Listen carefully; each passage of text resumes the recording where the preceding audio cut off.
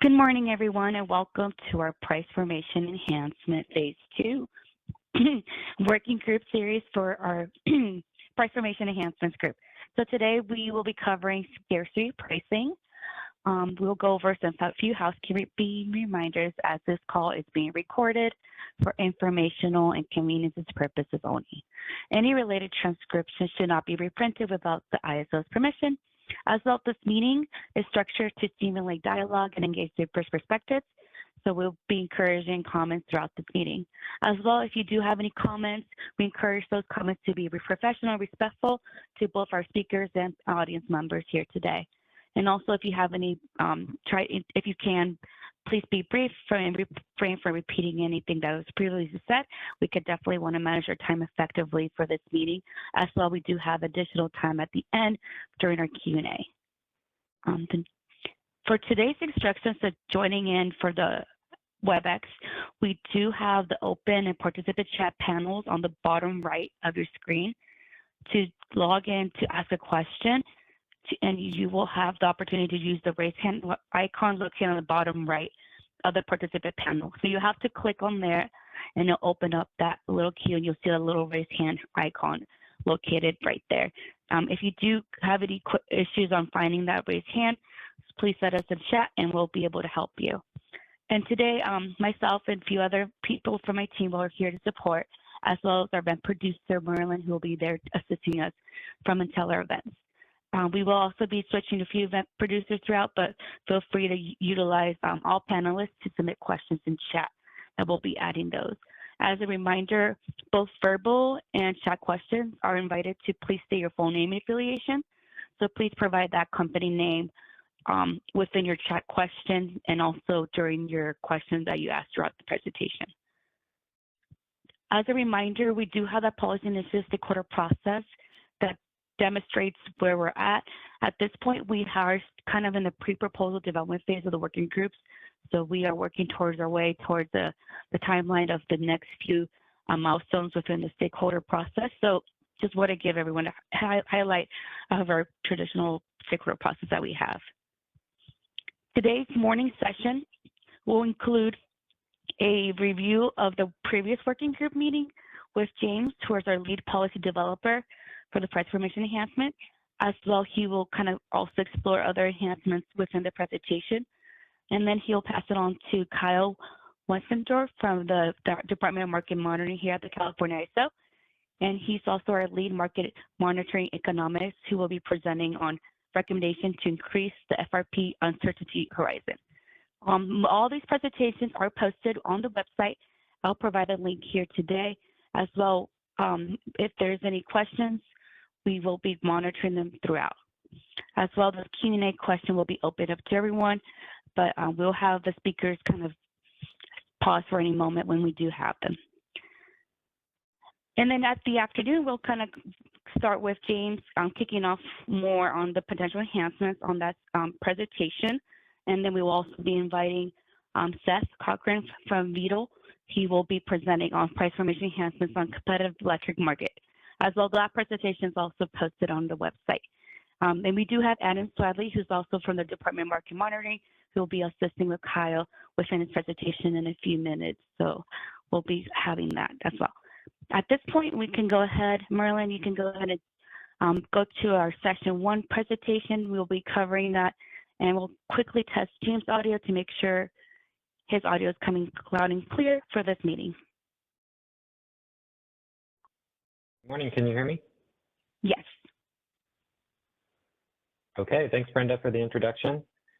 And before we get started, again, a thank you to the Department of Market Monitoring and to VTOL, who have taken up the opportunity to create stakeholder presentations for today's meeting.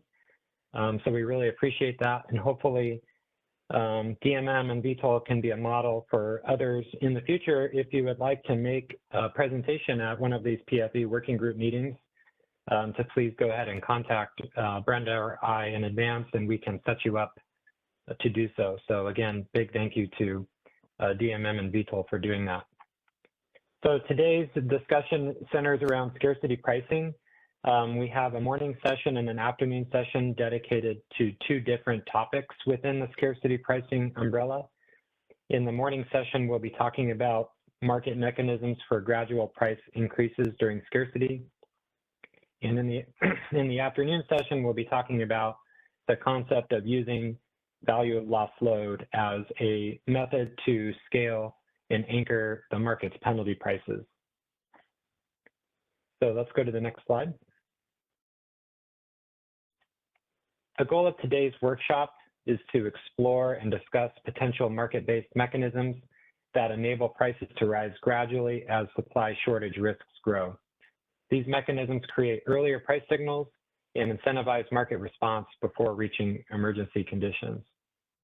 This is one of the primary discussions that we had during the phase 1 of the working group session, and we'll be able to share some more detail about potential paths going forward today. Next slide, please. Here's an overall timeline of the scarcity pricing working group discussions. In mid-December, we had our first scarcity pricing discussion in phase 2, which focused on the scarcity reserve demand curve. Scarcity reserve demand curve is an ISO-specific mechanism to price ancillary services when there are shortages in ancillary service supply relative to the demand. And we talked in detail about how the scarcity reserve demand curve limitations in the ancillary service procurement create limitations also in the ability for the scarcity reserve demand curve to kick in and provide scarcity prices. We also talked in detail on the December 16th session about ways to improve ancillary service procurement as a general price formation improvement, but also related to scarcity pricing. And in today's discussion, we'll recap a little bit of that discussion. So in today's session, we've combined two different topics into a full day session, as I've already mentioned. Then on February 6th, we plan to have a final scarcity pricing discussion before taking formal comments, in which we'll discuss market mechanisms to incorporate the pricing impacts of emergency actions during scarcity events. So after the February 6th session, we'll be taking formal comments so that stakeholders have sort of a full view of the different options and discussions on the table before we proceed with those comments. However, anyone can feel free to share informally comments or thoughts with the ISO by reaching out to me or Brenda, and we're happy to take any comments that you guys might have informally as well. Also on March 27th, as we sort of culminate with the fast start pricing discussion as well, we intend to have a working group session that's focusing on interactions between scarcity pricing and fast start pricing. Next slide, please. So here's the workshop agenda for the morning session. Brenda introduced us this morning and welcomed us.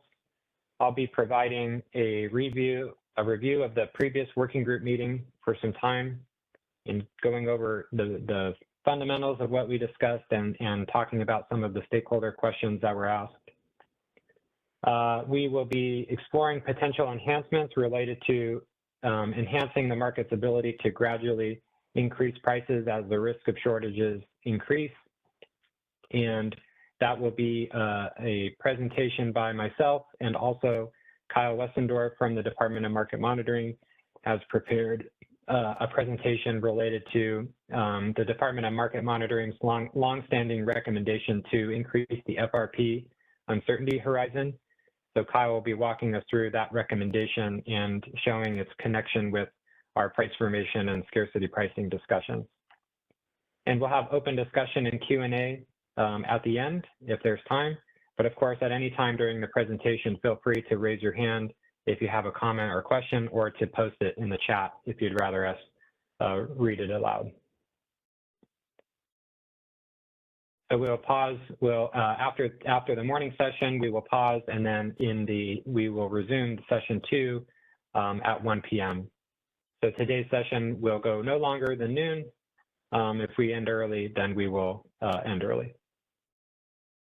Next slide, please. Okay, so let's get into the first topic of our morning session, which is to review briefly the previous working group meeting on scarcity pricing. Next slide, please. We discussed in the previous working group meeting several limitations of our current ancillary service procurement, and as it relates to general price formation, but also to scarcity pricing. First, the real-time market only procures incremental or replacement ancillary service awards.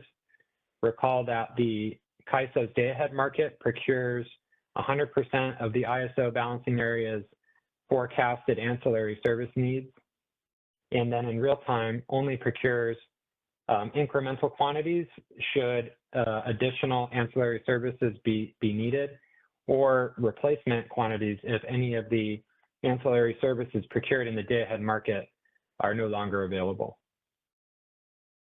Second, the real-time market's AS procurement is limited in the FMM, which is the 15-minute market, and not in RTD, which is our 5-minute market. And therefore, the price signals gained from the co-optimization of energy and ancillary service and any potential scarcity pricing related to an ancillary service shortage would only occur in the 15-minute market and not in the RTD. Third, ancillary service procurement is limited to the CAISO balancing area only in today's market. Other balancing areas in the Western EIM and the EDAM are responsible for their own operating reserve procurement. And we talked about how the relying on ancillary services as a way to trigger scarcity pricing across the market footprint only applies only from CAISO balancing area scarcity only. However, the prices can spread across the market as long as there is not transfer congestion between balancing areas, but it's really only the CAISO BA scarcity that would trigger any sort of scarcity pricing under those conditions. And with the general thought that in this working group discussing that we would like to try to have scarcity pricing be as symmetrically applied as possible to the entire regional market footprint. Finally, we discussed the fact that scarcity reserve demand curve is not triggered during load arming events, and we got feedback from entities about whether or not that continues to be appropriate or not. Next slide, please. So in the next few slides, I'll bring up a couple of major questions that were asked by stakeholders in the meeting to give folks that weren't able to attend that meeting a sense of the discussion. One of the main questions here related to the fact that the ISO in this December presentation alluded to the fact that the CAISO PFE team feels that the implementation of nodal ancillary service that would be implemented through deployment scenarios would not, faces too high a computational challenge to make it something that the ISO can seriously consider at this time. Recognizing that nodal ancillary service is part of the CAISO's policy roadmap or catalog for quite some time. When we dig deeper into the issues, the ISO does not see a path forward on nodal ancillary service at this time. And so the question became, well, what is it about the fully nodal ancillary service procurement that makes it more complex than the nodal procurement of the current products like imbalance reserve or flexible ramping product? And the answer is not that the nodal AS procurement in itself is any more complicated than the nodal procurement of other products.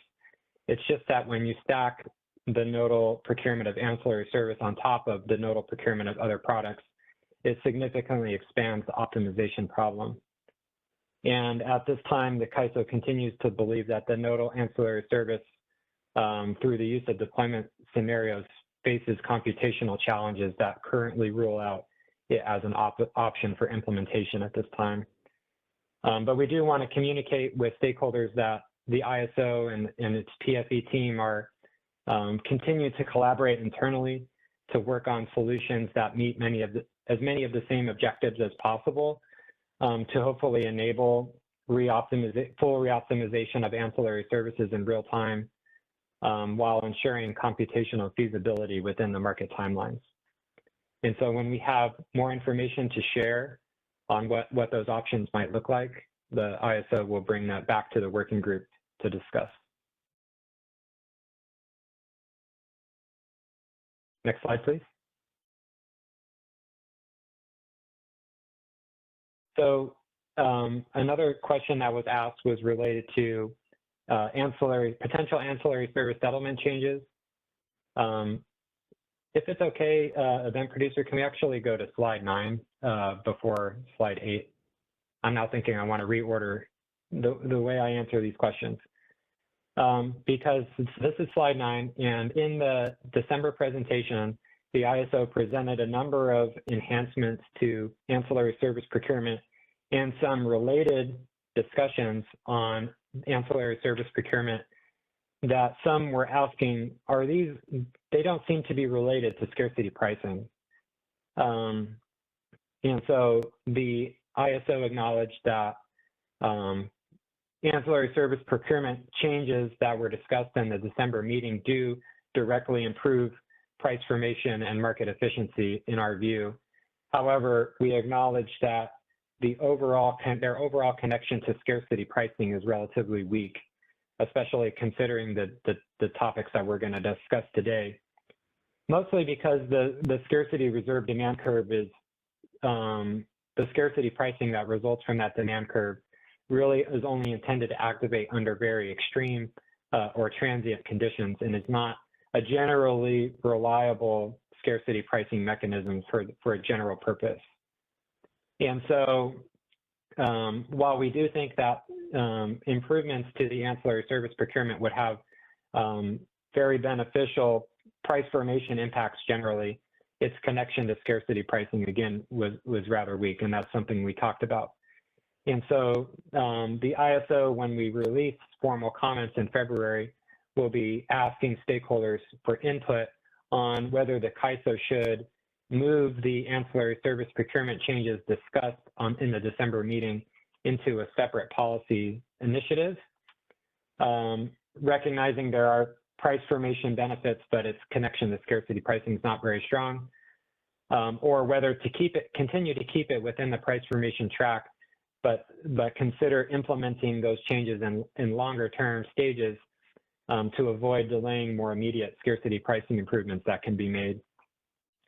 Or C, of course, is to do something else with, we'll ask stakeholders to be specific what that thing is.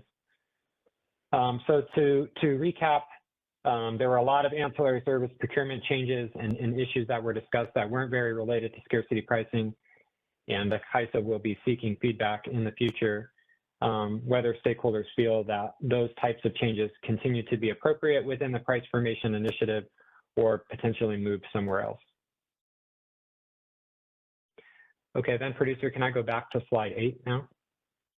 Okay, so with that in mind, there was questions about AS settlement changes that were brought up. One of the AS settlement changes that the ISO discussed in the December meeting were related to a settlement for differences approach to settling ancillary service awards that is contingent on the fact whether the ISO would fully reoptimize its ancillary service awards in FMM or not. And so the idea being that if the ISO were to completely reoptimize its ancillary service with energy in the FMM, it may be appropriate to apply a settlement for differences settlement mechanism for ancillary services between those two markets, similar as is done for energy and as is done for flexible ramping product. And there were questions about how those changes would impact resources that follow their day-ahead schedules but get reduced AS awards in real time. So we walked through this a little bit, that if the real-time AS price ends up being lower than the day-ahead price that the supplier originally sold at, the supplier profits on that spread. And so if the real-time market schedules that unit to reduce its AS awards at a lower price, the unit is profitable on the spread between the price that it was paid in the day-ahead market and sold in the real-time market. And if the real-time AS price ends up being higher than the day-ahead price, what we would expect generally is that the market has decided to reallocate that unit's capacity to a more valuable service, whether it be energy or FlexiRamp or something else, or maybe even a different AS product, where the resulting profit outweighs the loss taken on the ancillary service. So for example, a unit that's scheduled in the day-ahead market to provide spin at a certain cost, if the market were to fully reoptimize the award in FMM, the market may reschedule that unit to not provide spin anymore and to provide energy, with which it receives a certain amount of profit relative to its cost of that energy, even if on the ancillary service of the spin award that they were awarded, there is a loss in that product. And in any case, bid cost recovery provides some backstop against real-time market losses if that were not to occur, and the revenues and costs related to ancillary services are part of the bid cost recovery calculations if for some reason that were to result in overall losses to the unit. So in any case, a settlement for differences approach to settling ancillary service awards, we think would align it closer with energy and FlexiRamp and provide the right incentives for units, and also result in costs to the unit for resources that were not available to provide ancillary service that are commensurate with the harm it may cause in the real-time market price. Okay, let's go to slide 10. There was another question asking if arming load would still be a procedure if the CAISO were to fully move towards co-optimizing energy and ancillary services in real time. And the ISO thinks that it would remain necessary simply because the quantity of armed load is conditional on individual LSEs and is not determined in the market. And so therefore, the process of arming load would not be an integrated market process, even if the CAISO were to fully co-optimize energy and ancillary service in real time.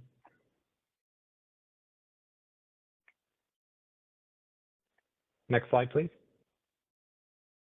Okay, so I did see a question come up in the chat, and before I move on to the next section, I do want to acknowledge that there were a few good and interesting questions related to the implementation of nodal ancillary services that I omitted from this presentation just because I thought it might be confusing to talk about, potential answers to questions relating to nodal ancillary service when the ISO at this time does not see that as a path forward in the near future.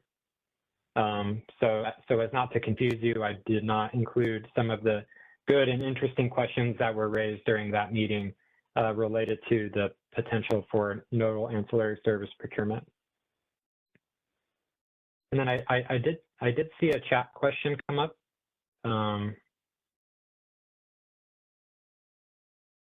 I can go ahead and read it aloud, if that's okay. And the question was related to slide 9. Could the operator, can you move back to slide 9, please? So the question here is, which ancillary service enhancements did the PFE team view their connection to scarcity pricing being weak, and which ancillary service topics are being considered as a separate initiative? So there were a lot of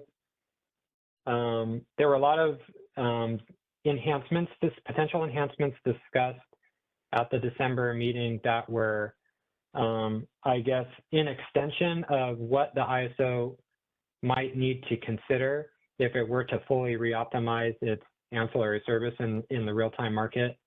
And some of those things were settlement related, as I discussed with the settlement for differences proposal. That's not really related to scarcity pricing. It's just an extension of the fact that the ISO might need to do things differently relating to ancillary service if it were to fully reoptimize them in real time. A few others that come to mind, the ISO had presented in that discussion the possibility of collapsing the separate spin and non-spin products into a single product. And that's not really related to ancillary service procurement. There was another part of that discussion with which the ISO asked the working group to consider whether or not to continue with the cascading procurement of regulation and spin and non-spin, with which the option was raised that the ISO could no longer cascade those products procurement and therefore have completely independent prices for regulation and spin, non-spin. So those things are in our minds, not really directly relevant to scarcity pricing, but were things that were brought up in that discussion that we think may have operational and price formation benefits, but are only tangentially related to scarcity pricing. And so the second part of the question was, which ancillary service topics are being considered as a separate initiative? And right now there is no separate initiative. And the question that we would ask is whether or not we should create a brand new initiative. You might call it ancillary service enhancements or something like that. That would be separate effort from price formation and its own initiative that we house these types of ancillary service procurement discussions. So I hope that helps. Thanks. So that question was from SCE. Just want to make sure folks know who that question was from. And then we do have Callie Wells from WPTF who has a question on slide 9. All right, Kelly Wells, your line is unmuted. Hey, James, it's Callie Wells with WPTF. Can you hear me okay? Yes. Okay, great. Sorry, I was having audio issues during the call yesterday. So I think I understand what you're saying on the nodal AS, but I just want to make sure I fully understand. So the nodal AS, for all intents and purposes at this point, is off the table due to the computational complexity that it adds, which I completely can understand and appreciate. And because that has so many issues with it and it's essentially off the table, so is full reoptimization of AS. Because if I recall, operators would only be comfortable with full real-time reoptimization of AS if it was nodally procured. So are both of those kind of put on the back burner at this point? That's an excellent question. If we can, operator, can you move to the previous slide?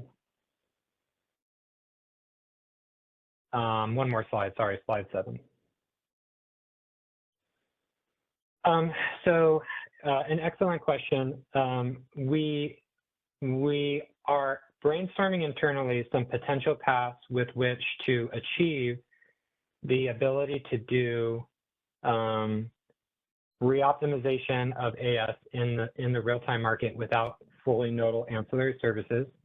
And there are some preliminary ideas that are being ironed out that we're working on internally that may our hope is would give system operators the comfort that they need to green light essentially the project. So again, the objectives here are we need to, in order to get the green light from system operations to fully reoptimize the AS, we have to give them a certain level of deliverability assurance. And we are working on ideas to achieve that without the nodal AS as the method of doing so. So the full reoptimization of AS is not off the table at this point, but the nodal part of it is. Does that make sense? It does, yeah. And so when we're thinking about which AS topics to potentially push to another initiative, that helps because I think, you know, reoptimization of AS in real time does have some scarcity pricing linkage, but like you said, it might not be strong enough. It might make more sense to consider all of that in another initiative, but we'll think through that a little bit more because then you always have the chicken and the egg problem too when you have that linkage. So, okay, I appreciate the clarity. Thank you. Yeah, thanks for asking the question. And like I said, our hope is that, we continue to work on that internally, and our hope is that once some ideas are ready for prime time, that we would come back to the working group and share what those ideas might look like. And that would probably be independent of the decision whether to move the ancillary service procurement stuff into a separate initiative. It would probably be in the price formation working group series that's occurring now from now until April. So that's our hope. Okay, so operator, can you move to the section slide? I think, yeah. Okay, so before I move on to the next part of the presentation, I just want to pause one more time if there are any questions or comments related to recap of the previous working group session on December 16th.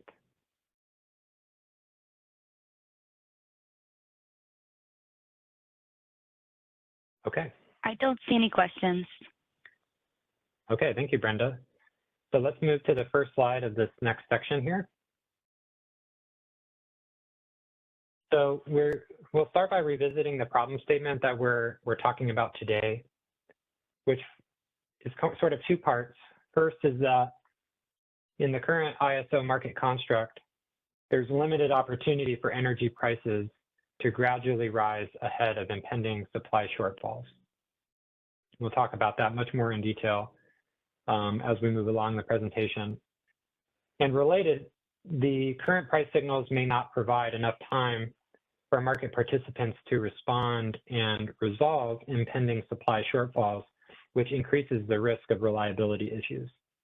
The basic idea being that if the market were to reflect the current operating conditions of the grid at all moments, that the prices would give market participants the correct signal about what's happening on the grid, and therefore they can facilitate their behavior efficiently in the market to respond to impending conditions before they happen, and therefore resolve and reduce the frequency and magnitude of reliability events. Let's go to the next slide. So some basic principles of scarcity pricing to think about. There are many potential benefits of having an approach to scarcity pricing with which the scarcity pricing comes on gradually and slowly rather than in large spikes and very aggressive prices.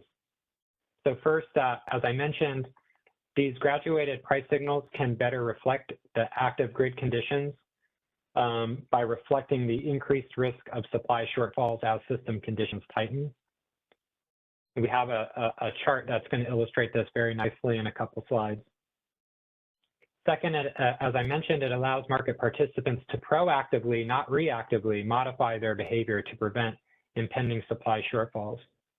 So the idea being that as the risk of supply shortfalls increases, the price levels reflect that increasing risk, and therefore market participants are able to modify their behavior in advance of the supply shortfall. Third, it avoids volatile price spikes, which are very disruptive and unpredictable for market participants and potentially don't provide as good of an advanced price signal as a graduated price signal can do. And then finally, it can potentially reduce reliance on operator actions to the extent that the graduated price signal can incur the type of behavior that would, say, in general, encourage more supply and discourage more demand. It reduces it increases the market's ability to facilitate actions that otherwise system operators may have to take because that price signal is lacking. So before I move on, I'll take a question in the queue. Yeah, we do have Vijay Singh from PJM. Let's go ahead and unmute him. Vijay, And you let are us now know. unmuted. Yeah. Hey, this is Vijay Singh, actually from Pacificor. One thought here from like an WIM entity, perspective on the bullet point about allowing market participants to proactively modify their behavior. So one thing that I've kind of seen in other ISOs, RTOs, is that they kind of show maybe better when the market is kind of running up against supply concerns, whether, showing that like demand forecasts in the future, comparing that to committed capacity. And the CAISO kind of has something like that with the kind of the RA look, like the 7-day ahead RA look. And I'm just kind of wondering if that would be something we could consider for like the EIM, and that would maybe help market participants see like how supply may be kind of getting shorter throughout the day during those peak hours. So just kind of a thought that I had looking at kind of what other ISOs and RTOs have. Yeah, thanks, BJ. That's an interesting suggestion. So of course, there are signals that are not related to prices that can help participants understand impending shortfalls, different levels of emergency stage, flex alert in California, of course, and those types of things. But we think that the price signal is the best and most granular option to do that. And we could consider in related implementation of some potential, I guess I'll call them dashboards or something that could enable a corollary of you're getting the price signal in the market, but you're also getting sort of better information about, sort of impending supply shortages across the regional market footprint to sort of go hand in hand with those price signals, which it sounds like kind of what you're thinking about. Yeah, exactly. Okay, that's a good suggestion, and I'll make sure to take that to the team.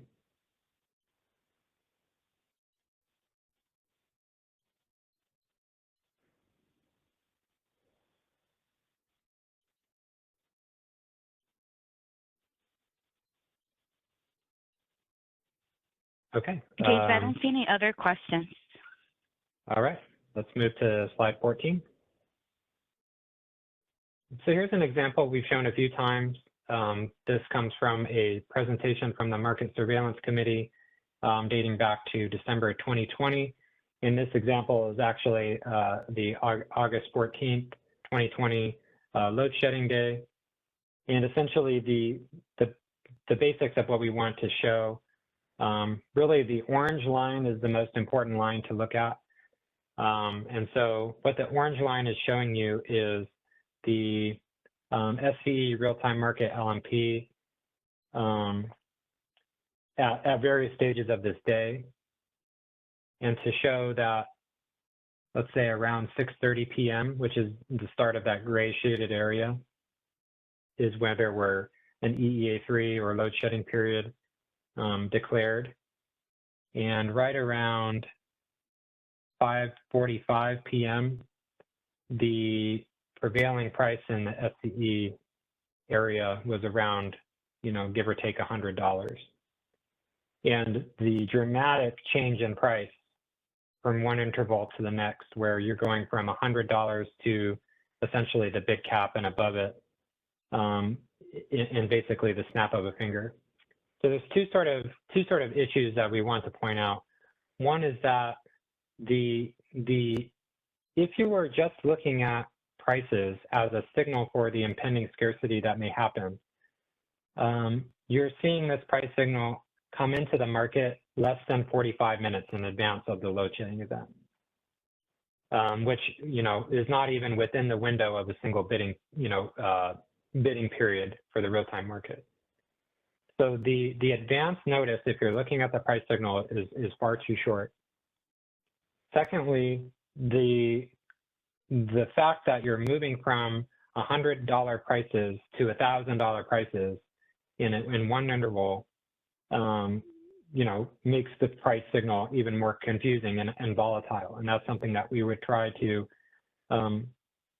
change, hopefully, with this implementation of a more gradual scarcity pricing mechanism, that you might see those prices rising earlier and less dramatically over time. And so hopefully, not to say that this implementation would have prevented this reliability event, but it's possible that if you were able to get price signals into the market earlier than was done on this day, it may have incentivized additional supply from, externally from the market to, either reduce the severity or the magnitude of this reliability event. And we do have other, the pricing on scarce days tends to look like this. If you look at some of the, examples from the September events in 2022, for example, you'll see this, I'll call this like a plateau pricing. Sort of looks like a beautiful Arizona Mesa, tabletop where you're getting relatively low prices for most of the day. And then as the scarce condition happens, you're basically shooting right up to the bid cap. So, again, we think that once the actual emergency is happening, it's too late to prevent the reliability event at that point. If the market was able to gradually incorporate this into the price, that these types of things may be able to be addressed in a better fashion. I'll take a question from the queue. Yeah, so we do have J.K. Wang who asked a question on the pink area, 30 to 35 bidding period question mark. Is that like pink area, like 30 to 35 bidding? That's a good question. I'm not sure why, other than maybe to make it more obvious on the screen where like the hourly increments are. I'm not sure why the 30 to 45, sort of pink area is highlighted on the screen. I think it does. I think it just makes it more visually obvious on the screen where the where an hourly increment happens. Yeah, we do have two questions.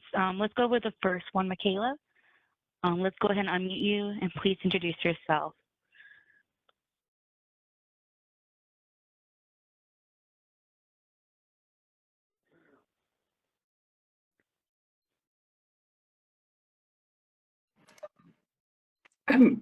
Hello, Michaela Flagg with Customized Energy Solutions.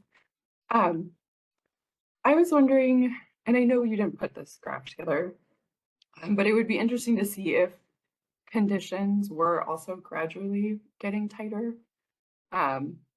Because, if there's like a sudden emergency that wasn't necessarily gradual, then a mechanism that put in gradual price increases wouldn't necessarily work.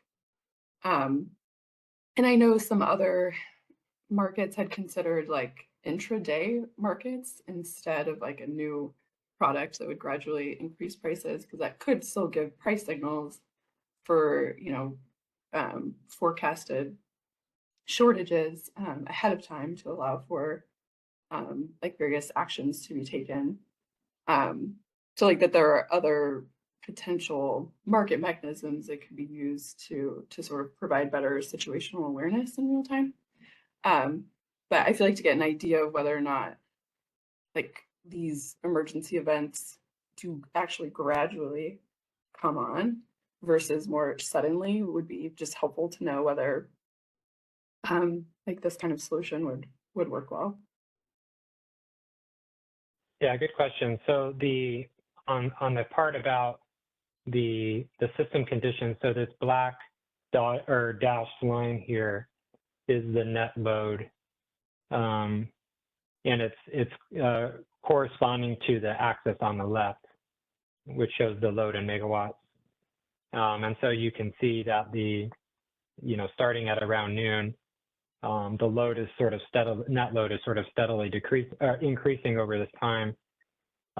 Yet the real-time market prices there's some jumpiness going on in the FMM for sure, but in the real-time market, there's really not much of a dramatic change in the real-time market prices until you reach, some level with which now you're pricing at the bid cap.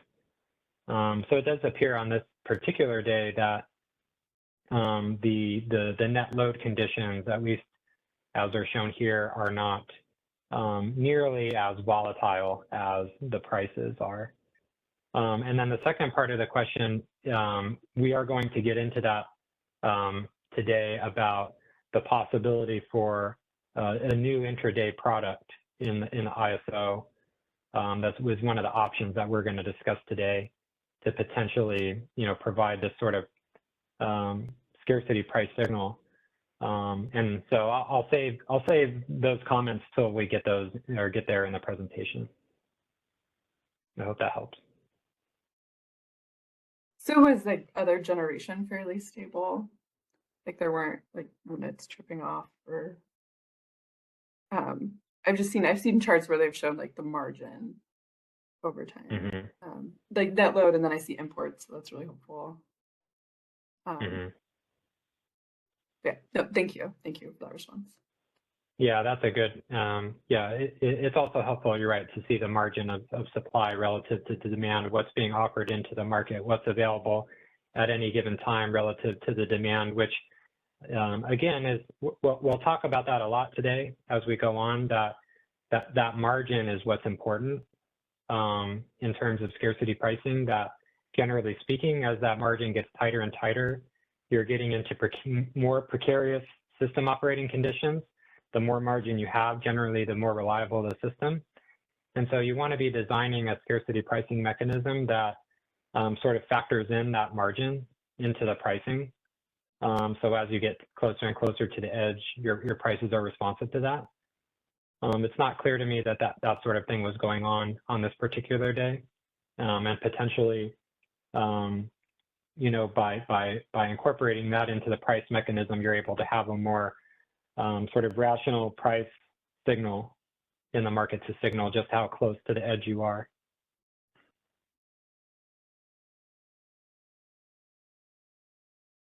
All right, so it looks like we do have another raised hand from Scott Harvey. Scott Harvey, you're now unmuted.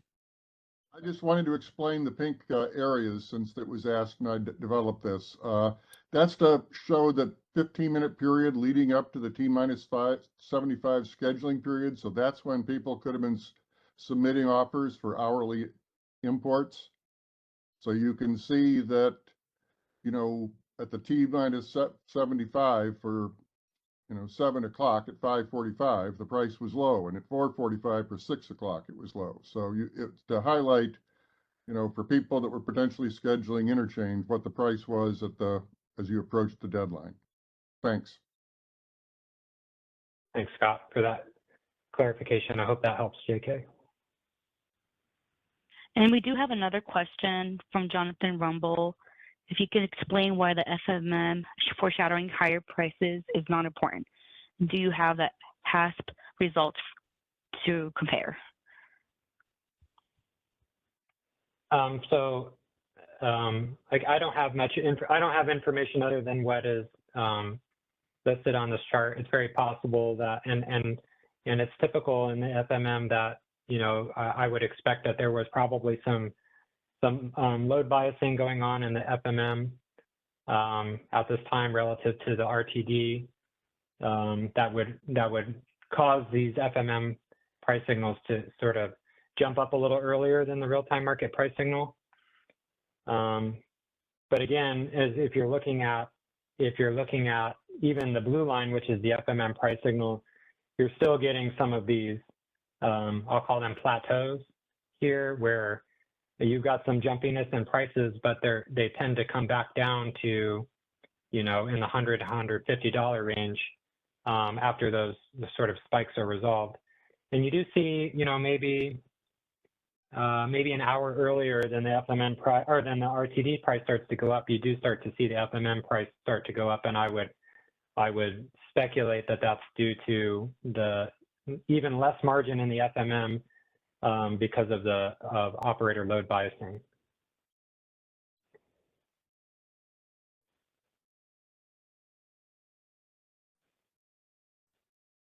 If there's no more questions, James, thank you.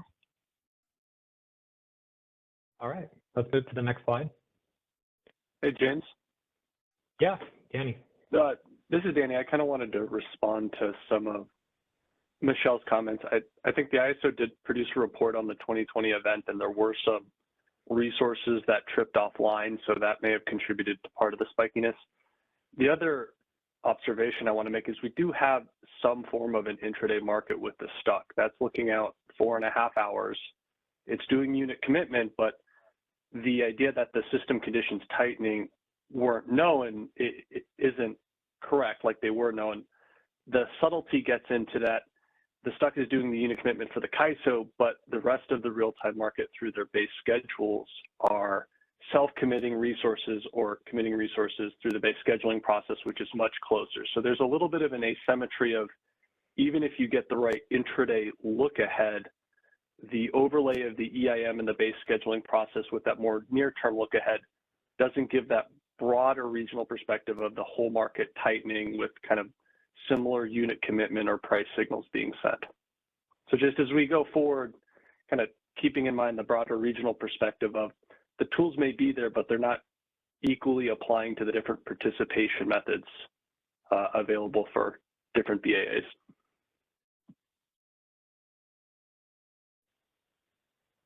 Thank you, Danny.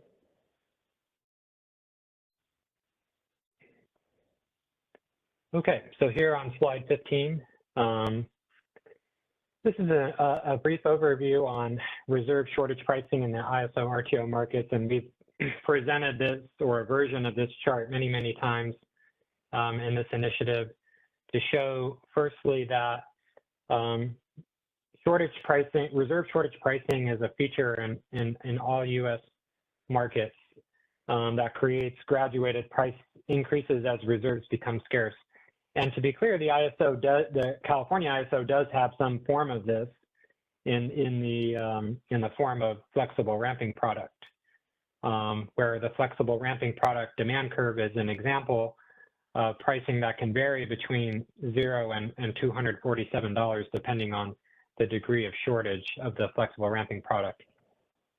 But what this chart is essentially showing is that for each different U.S. market, labeled in with different colors, the shortage price of reserves relative to the amount of available reserve. And this is sort of, I like the term Michaela brought up of margin. And the way to look at this is starting from the right-hand side, where you might see all the way to the right, 7 gigawatts of available reserves, that the farther you are to the right, generally speaking, the more reliable your system is running because you have more reserves on margin in case of a contingency event or something happens where you need to rely on those reserves. And as you move to the left, you are decreasing your available reserves or decreasing your margin. And you can see that as you move to the left, that the price of the reserves under a tighter margin goes up.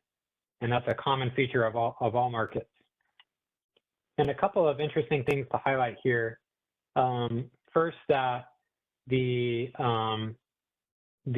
authors are attempting to normalize, the authors of this chart are attempting to normalize the level of reserves, keeping in mind that the different system sizes of these markets. And so what happens right around 3 available gigawatts of reserves, which is kind of like right in the middle of the screen, you can notice a nice vertical bar here. And everything that's on the left of that bar represents procurement of reserves that are, I guess you can call them reliability reserves, or reserves that otherwise the ISO or RTO is needing to keep on for reliability reasons. And so for the California ISO, which is this bold gold line, you can see there are 1, 2, 3, 4, 5 steps of gradually increasing prices on the left-hand side of that number 3. And that represents the scarcity reserve demand curve that we talked about in December. So the scarcity reserve demand curve will kick in, of course, when there are shortages of ancillary service in the ISO. But what these other markets are doing is they are allowing for reserve shortage pricing to effectuate in the market a lot earlier than the California is doing. As you can see, this normalized California ISO curve has a downward sloping portion between 3 and 4 gigawatts, which is intended to represent the flexible ramping product demand curve. But some of these other markets, ISO New England, New York ISO, PJM, and Pink, and it's hard to tell, but even MISO, their demand curve prices at the lower end or the edge of their demand curve are very low, so you can't really see it. But and ERCOT as well, their reserve shortage pricing kicks in a lot earlier than the ISOs does because they procure more voluntary or economic reserves in their market. And so some might call these replacement reserves, or they have additional reserve targets beyond the minimum requirements of the operating reserves that they carry. And we'll see on the next slide, these can come in different forms. So I'll save that for the next slide, what these actual steps are from. So you can see, just a note here, these are generic terms. These are not the specific product names for each market, but generally speaking, they come in 3 different buckets. For MISO and for SPP, they have flexible ramp products or uncertainty products like the CAISO has. But most of the markets have some form of 30-minute reserve that they're procuring that are priced on this demand curve. And there are a lot of specifics within this. So this is very generalized information. The specifics of how the demand curve works are not attempting to provide all that information. But all I wanted to show here is that there's a variety here of 10-minute reserve, some 30-minute reserve, some uncertainty or flexi-RAM products that are going on here that populate the right-hand side of those charts for the other ISOs. So keep that in mind when you're thinking about the options today, with which we're essentially going to be thinking about all 3 different avenues going forward. That this is not something this is something that's being done in other markets, and the trajectory seems to be, as we'll see in some future slides, of more intense and more economically held reserves in these markets to facilitate this. So if we can go, operator, could you go back to slide 15, and then I'll take the question in the queue. We do have JK Wang. Let's go ahead and unmute her.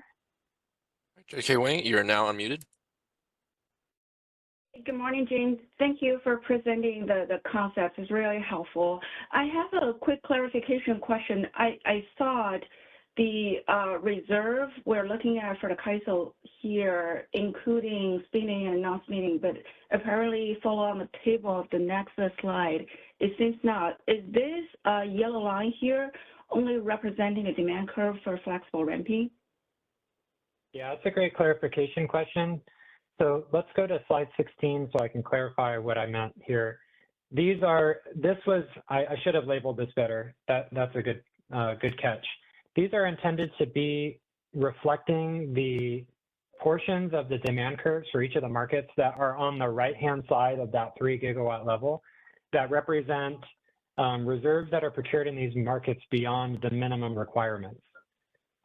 So with that in mind, if we go back to slide 15, if you draw a vertical line here at 3 gigawatts, those products listed in that table on the next slide are looking at what's being procured on the right of 3 gigawatts, and everything on the left, that would include, for CAISO specifically, that would include non-spin, spin, and regulation. I hope that helps clear it up. Okay, that's really helpful. So everything to the right of that vertical line, of that 3 gigawatts vertical line, is listed on the table of the next slide. But to the right, all of the market is for their classic ancillary service, spinning and non-spinning. Is that right? That's or right. Just for CAISO? No, for all of them. Yeah. So it'll be. All of them.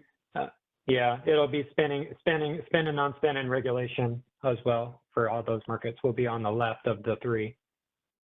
Oh, okay. That's both helpful and interesting. I said interesting because of, and can I, is this approximation or this is more accurate, like there seems to be like 1/3 of the flexible ramping to be procured comparing to all of the other spinning and non-spinning reserve we have in the market? Yeah, so I'd have to refer you to the methodology for the researchers of this paper, but generally what they're trying to do is they're attempting to normalize the procurement of these reserves so that they can provide.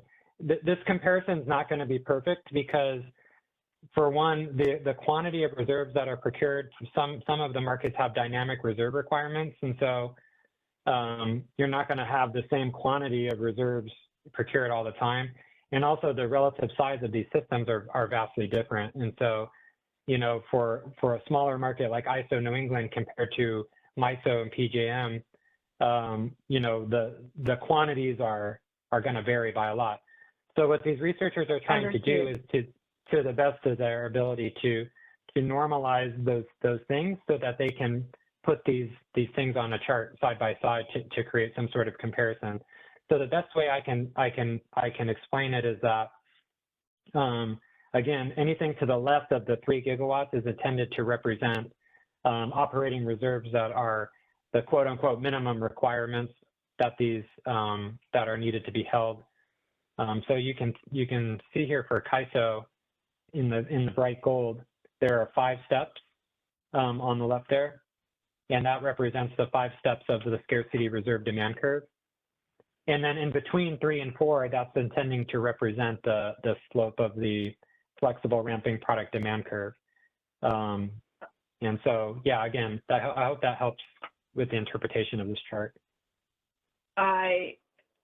I'm trying to get what you said. I think, you know, I understand the concept of normalization, but I think my question was like, if we're just looking at the curve, the CAISO alone, maybe let me rephrase my question. Can I interpret the curve, the CAISO alone, as we will start to relaxing the procurement of ancillary service after relaxing all of the flexible ramping procurement?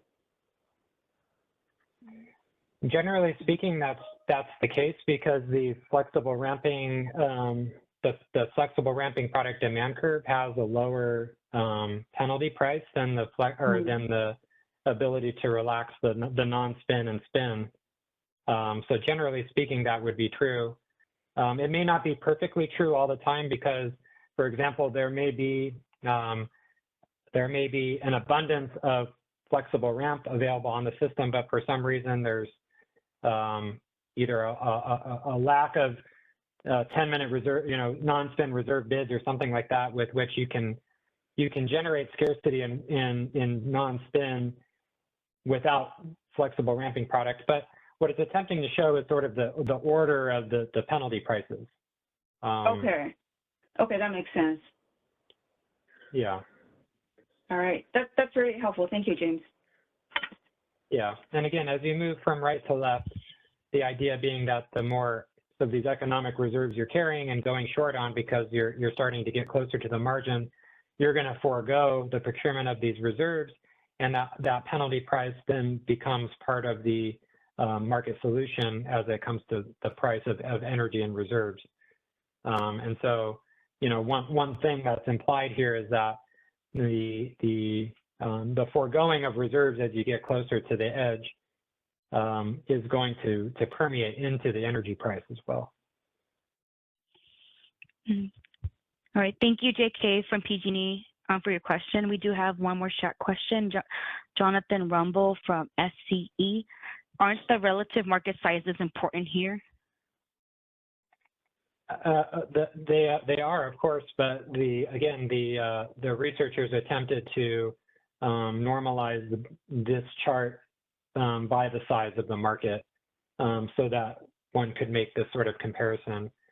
So in general, I would the takeaway here is that relative to most of the other markets, the CAISO's reserve demand curve is not going as far to the right as some of the other markets. You can make some other interpretations of their shape, but that's the main thing here, is that for markets like ERCOT and NISO, PJM, ISO New England, and again, it's hard to see, but MISO as well, where they procure a higher quantity of these reserves beyond their minimum requirement, are able to incorporate these reserve shortage prices into their market at lower margins than we're able to in the ISO with just the flexible ramping product. So the question that we're going to talk about, or the question that we're talking about today, is essentially how do we get that ISO demand curve in gold to extend further to the right so we can get those price signals into the market earlier. And today we have 3 different options potentially to look at. I'll pause again to see if there's any other slide or questions on this slide before I move on.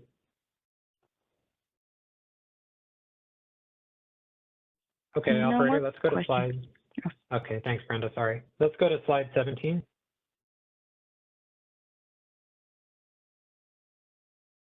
So this is a piece of research that I wanted to highlight here, in which the researchers here, this is publicly available work. Sorry I didn't provide the link, but the citation is in the title of the slide.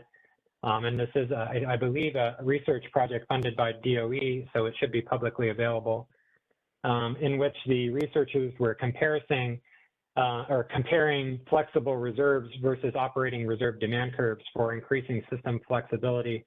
And I just wanted to highlight, as we move forward, a couple of interesting observations made by this research, which is to show that show through simulations that this type of gradual pricing approach reduces the magnitude and frequency of price spikes compared to the fixed penalty prices. So that's, implicating that chart we showed earlier where we had very spiky prices in both the FMM and the RTD on that specific scarce day. But they can also significantly reduce shortages of energy and reserves, depending on their modeling. Somewhere in the range of 60 to 99% of the shortages can be resolved by having this graduated pricing and having, more further in advance opportunity for market participants to be able to respond to these events. Now, in the second bullet, it does come at some cost. Generally speaking, with these, when you have this graduated pricing, even if you were to avoid the penalty costs associated with shortages, what really matters is in terms of cost is the area under the curve. So you may have longer periods with more gradual or smaller price changes relative to the short periods of very spiky prices. And these researchers find that in most cases, there is an increase in overall system cost of somewhere between 0.5 to 2% of essentially procuring and holding these additional reserves. But the benefit of doing so significantly reduces the shortage of energy and reserves at those levels. And so the cost effectiveness is really going to depend on the specific design parameters, the frequency and severity of shortage events going on in these markets, and the value placed on avoiding those shortages. So just to highlight here that, yes, generally speaking, holding additional reserves, not on average will slightly increase the overall system cost, but the benefit of doing so is in significantly reducing shortage of energy and reserves to the tune of, in their simulation, 60 to 99%. The other thing to mention here is that this research reports that at least for their test system, that procuring reserves in the hour ahead time frame was the most impactful in reducing shortages. So there's a trade-off here about the length of time with which you want to be procuring these reserves to respond to shortage events, and how far is the look ahead. And so for this research, they found that the hour ahead time frame was the most impactful. And again, that may not correlate perfectly with the California ISO's market and the Western EIM, but just to mention that that was a finding in their research.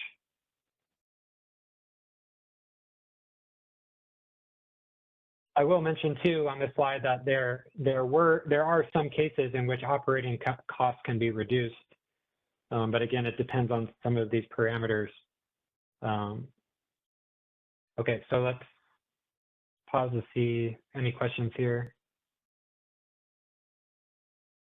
Okay, let's move to slide 18. So I take a couple snippets here from previous Market Surveillance Committee work on this concept, starting with the Market Surveillance Committee's opinion on market enhancements for summer 2021 readiness. And this snippet comes from page 2 of that opinion. If you'll recall, in that market enhancements for summer 2021 readiness, there were little snippets of scarcity pricing improvements here, and the Market Surveillance Committee sort of laments that there weren't more, or encourages the ISO to pursue and implement a full scarcity pricing design. But they say that a complete scarcity pricing proposal would define mechanisms for prices to rise in increments as the probability of load shedding increases as a result of falling reserve margins, which is exactly what we've been talking about in the last few minutes. Furthermore, the scarcity prices in a more complete scarcity pricing design would be predictably, transparently, and logically related to the likelihood of and of consumer costs resulting from load shedding and to the cost that the ISO is required to incur to meet NERC and WEC reliability standards. And that second part of that sentence is going to implicate more of our discussion in the afternoon, where we talk about concepts like value of lost load and things like that. But certainly that statement and that opinion aligns with what we're discussing today. In the second bullet, this is from page 4 of the same document, they write, it would be preferable to implement a full scarcity pricing design that would cause prices to gradually rise as the CAISO approached the point at which it was necessary for the CAISO to arm load and rely on load shedding to meet its WEC reserve requirements, which again aligns well with what we've been discussing. In the same document on page 7, the Market Surveillance Committee write that we support the CAISO moving forward with the effort to develop a comprehensive scarcity pricing design. Finally, the link here to the Market Surveillance Committee discussion on some scarcity pricing background that was done in 2020. Pages 11 and 13 through 13 of that discussion, MSC member Harvey summarizes trends in other ISOs, including a move towards higher shortage pricing levels and more continuous penalty curves. And so that is to say that the discussion here is in line with the trends happening in other markets today and have been over the last 5 years. Let's move to the next slide. Okay, so that's hopefully some good background information to set up our discussion today to discuss really 3 concepts that we want to talk about related to this topic. And those are the following. First, to extend the procurement curve for the flexible ramping product. Second, to extend the procurement curve for spin and non-spin beyond its minimum requirements. And third, to implement a new reserve product and associated demand curve. So these 3 options are in some respects mutually exclusive. They may not be, there may be elements of some that, that might be considered together. For example, you may consider some improvements to the flexible ramping product, as we'll hear from the Department of Market Monitoring soon, at the same time as potentially implementing a new type of reserve product and associated demand curve. So those concepts may be one and the same, depending on how it's implemented. But in any case, operator, if we go back to slide 15, please. Slide 16. This is essentially what we're looking at, is that there's really 3 different buckets of products that other markets are using to extend their demand curves. And that's either a flexible ramping product. Some markets like ERCOT, and in some cases in New York, do procure 10-minute reserves beyond the minimums. and that incorporates some of their scarcity pricing. And then also there's 30-minute reserves being procured in many of these markets. So that's exactly the three flavors that we're looking at in slide 19 to get the ISO's reserve demand curve to shift further to the right. Okay, can we move back to slide, and we now go to slide 20, please? I'm going to pass the mic over to Kyle Westendorf from the Department of Market Monitoring to talk about his discussion on the flexible ramping product. But before I do, I just wanted to,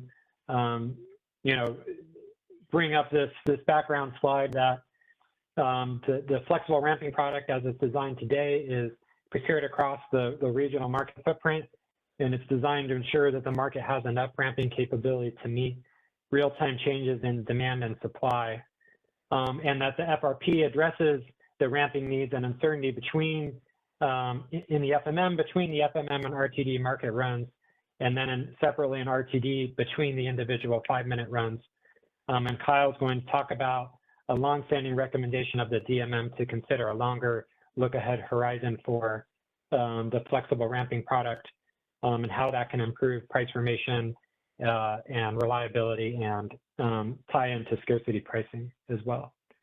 So with that, let's go ahead and switch over to Kyle's presentation. I'll put myself on mute and I'll pass the mic to Kyle. Hello, can you hear me? Yes. Yep, we can hear you. All right, thank you. Hey, good morning. This is Kyle Westendorf with the Department of Market Monitoring. We can get to the next slide here. I'll kick things off. Right, so like James said, the plan today is to go over a long-standing recommendation of ours to enhance the flexible ramping product. So this would be to consider uncertainty that can realize over a longer time horizon. And you can see some of those recommendations on the slide here, going back to 2018. So the goal today is to first go over exactly what the gap is with the current flexible ramping product design. And then after, I'll go into the benefits of addressing this and then why it's important in the context of price formation. So yeah, we can go to the next slide and we'll go one more here. Perfect. Yeah, so just starting simple here.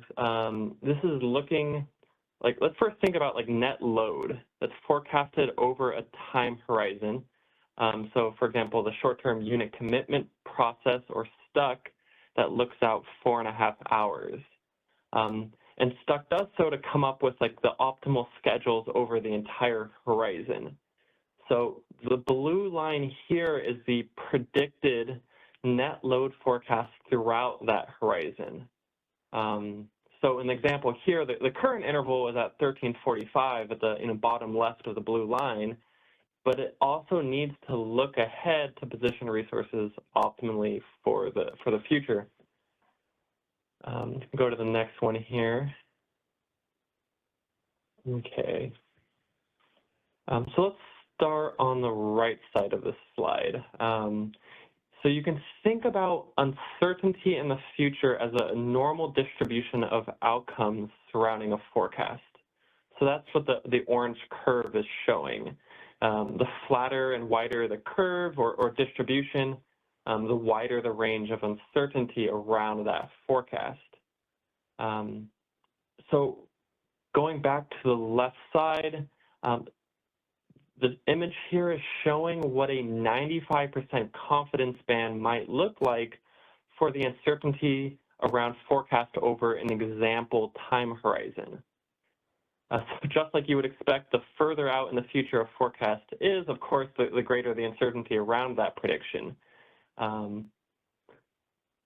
So, the uncertainty around a forecast like just one interval out, like from 1345 to 1400 at the bottom left there, that's going to be quite small, the uncertainty. But the further out in the future you go, the greater the likelihood of uncertainty, falling away from the forecast which is going to be shown here as a flatter and wider distribution.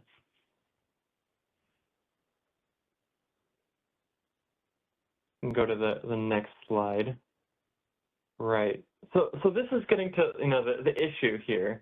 The issue is that the current flexible ramping product at most only considers what's called 15-minute uncertainty. This is the uncertainty that can exist around the expected net load forecast in just the following 15-minute interval. So just to be clear here, the market will still procure flexibility throughout the real-time horizon, but that flexible capacity procurement is only based on that one interval out 15-minute uncertainty. So it's mostly assuming that the net load forecast throughout the horizon is going to be accurate, and then just positioning resources accordingly in the future with just that 15-minute uncertainty in mind. So really, just positioning resources based on more limited information.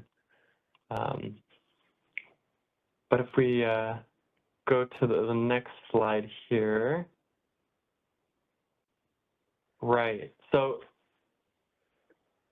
in reality, the actual uncertainty that realizes in the future, that might be substantially more than this 15-minute uncertainty. So the 15-minute uncertainty is showed in the dotted gray, and you can see in the green what, that longer horizon uncertainty might look like. So, you can see it's especially true that further out, 2, 3, 4 hours out, there's quite a difference between the 15-minute uncertainty and what might actually realize. All right, so we can go to the next slide. Right, so I know that's fairly quick, but that's really the issue in a nutshell.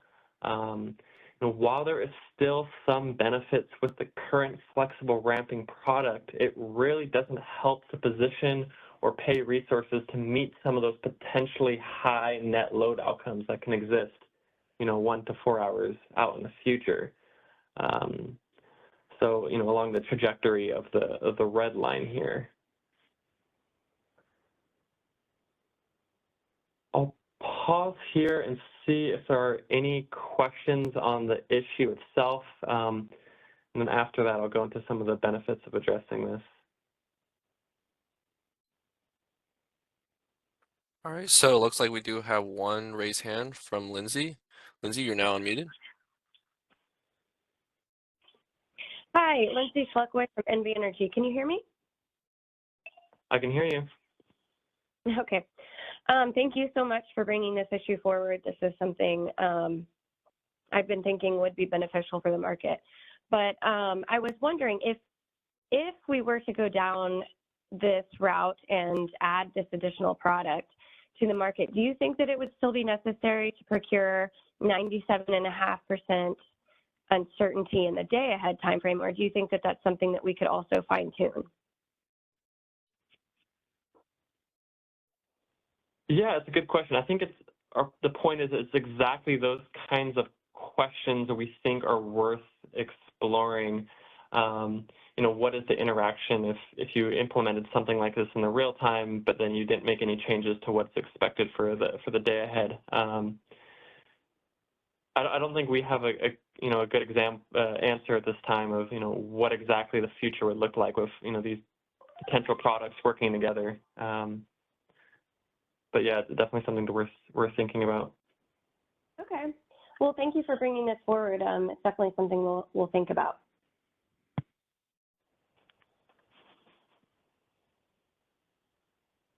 All right. Any other questions? Yes, we do have another raised hand from Michaela Flagg. Michaela, go ahead. Hi, Kyle. Michaela Flagg, CES. I was just curious if you were to move the uncertainty horizon out, if you would also change like the eligibility criteria, like would offline resources also qualify to provide the product? Right. So like if you think about like the current flexible wrapping product 15 minutes out, I don't think there's like a strict criteria about whether or not it's online or offline. It's the 15-minute product as long as it's startable and rampable in 15 minutes to provide flexible capacity. So I imagine that if there was something like, as an example, a 4.5-hour flexible ramping product, that offline resources could be considered if they were actually rampable, or maybe they need to be committed in order to meet that, that higher uncertainty. I imagine the more important answer is that it's feasible. Yeah. Okay, thanks.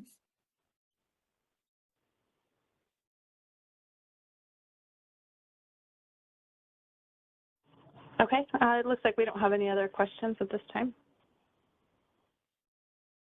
All right, yes, we can move to the next part of the presentation here. We can go one more slide. Right, all right, so this is moving to the benefits of addressing this issue. And I'll go more into detail into some of these items over the next set of slides. But just to summarize here, we do see a few key benefits with enhancing the flexible ramping product to consider that further out uncertainty. Or if not enhancing the flexible ramping product, maybe creating some kind of new product or constraint that serves a similar purpose. So the first benefit is to allow the optimization to better position resources to consider upcoming scarcity in those further out market intervals. Second is to improve both flexible capacity and energy prices ahead of a scarcity. And then with this last item here, because the current real-time market horizon doesn't consider net load uncertainty that can really show over a longer period, what we've seen is that grid operators often need to enter systematic and large load adjustments or load bias to instead get the same movement they need to cover this uncertainty. So with this third point here, it's just saying, something like a longer time horizon flexible ramping product might also reduce the need for some of these manual interventions. Go to the next slide here. Okay, perfect.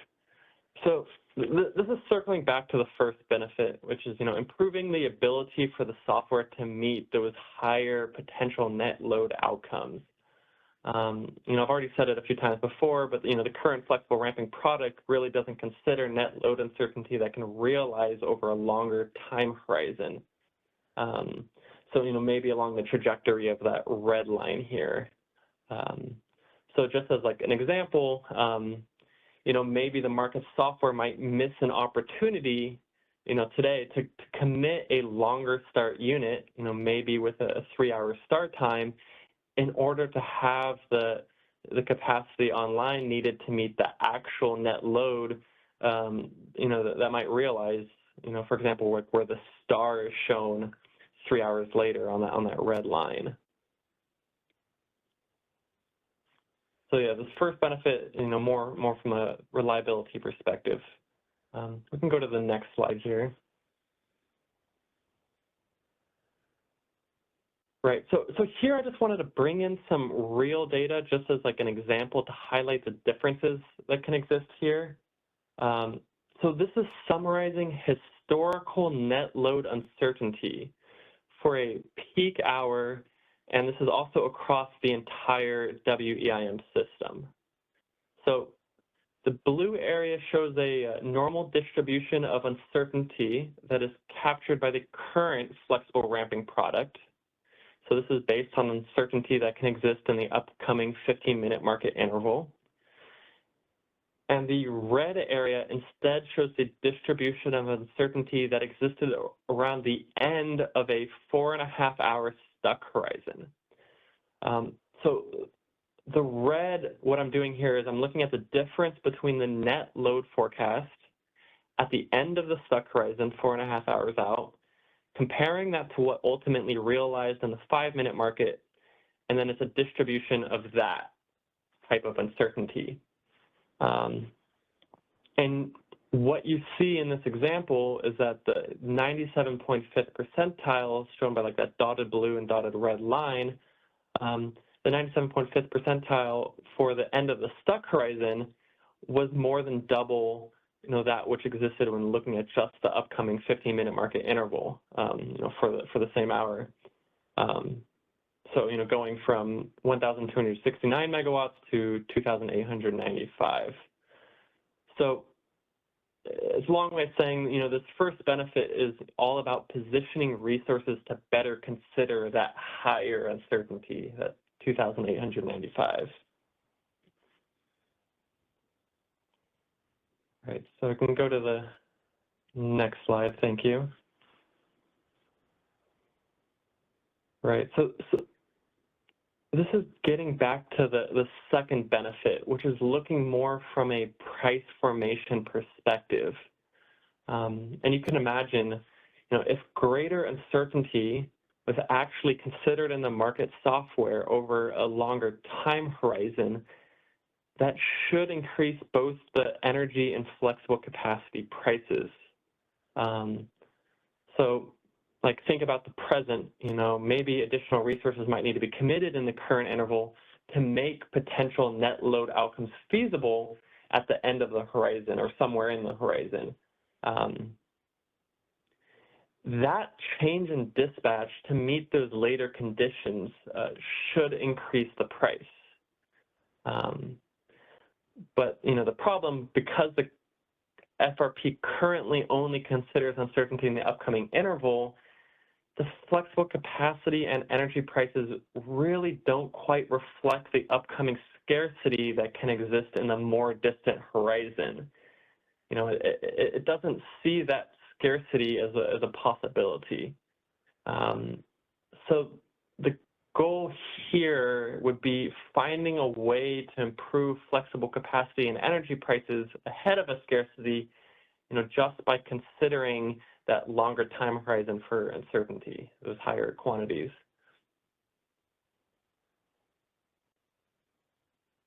I think we can go to the last slide here.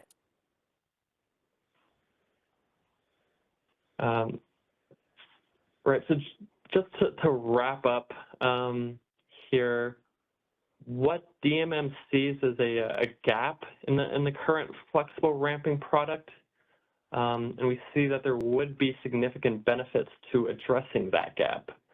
But I want to make the point that we understand this is a complicated issue to address.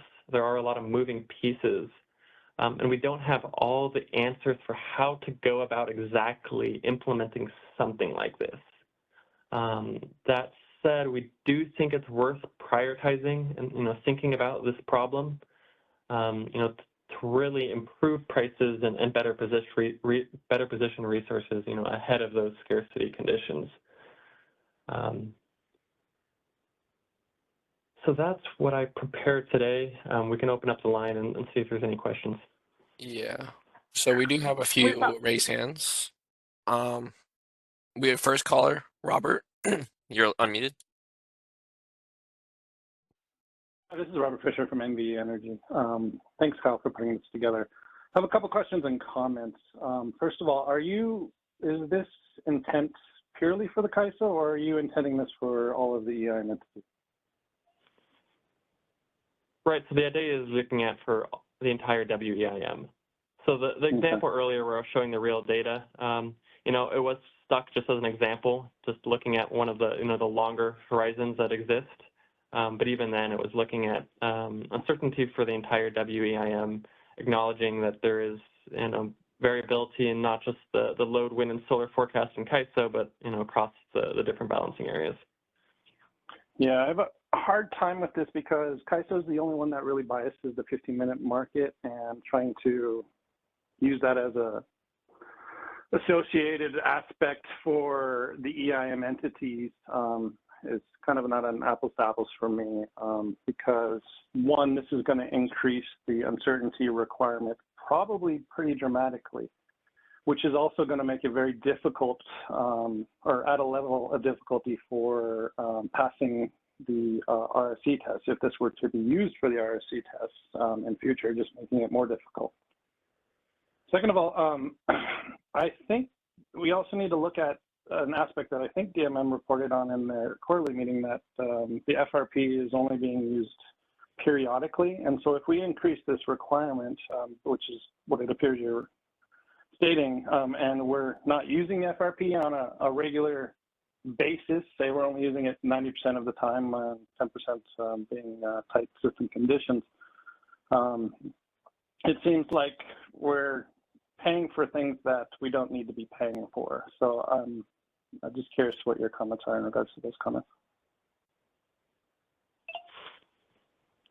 Yeah, and it's a good point. One, we don't know exactly what the the pricing would look like if there was something like a longer horizon that was considered. If flexibility was readily available on the system throughout the entire period, even for extreme uncertainty far out, then of course I wouldn't imagine the prices would reflect that. But I think it's more looking at the more tight conditions where we have seen the flexible ramping product prices are existing, and the constraint is binding more often. Yeah, it's just kind of tricky for me to want to increase the requirement when we're not seeing any FRP requirements. To me, it seems more of a deliverability issue than wanting to increase the requirement and have a larger band, which I think really, realistically, the day-ahead imbalance reserve is going to help capture that as well. So I think the imbalance reserve might help with this component of it. So just my 2 cents. Thanks for your presentation and the comments. All right, thank you. All right, we're going to move to the next caller, Seth Cotran. Go ahead. Yeah, Seth Cochran with VTOL. I just have a few questions. So I wanted to get your opinion on how well you think this would tackle the problem efficiently. I'm just thinking out loud that as you get further out, it's harder to predict where the net load will be. So it feels like your uncertainty requirement may go up pretty dramatically. And I'm wondering how confident you could be about your ability to forecast and actually have an efficient uncertainty requirement. Right. It's the age-old balance of procuring to meet something that might never materialize, or or not.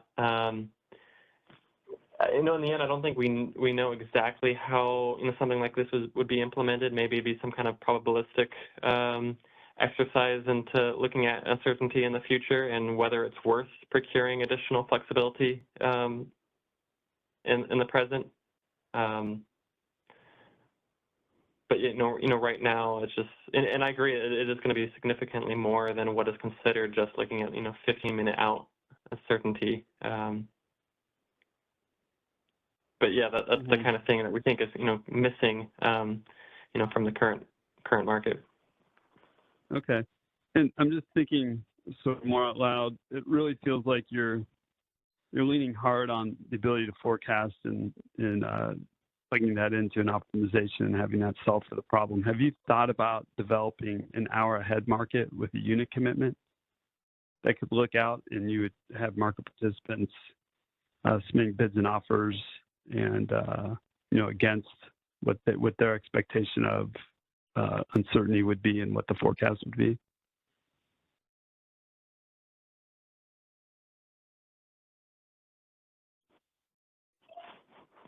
Right, I'm trying to understand, you mean in addition to what, like the hour ahead or stuck process already does? So something with...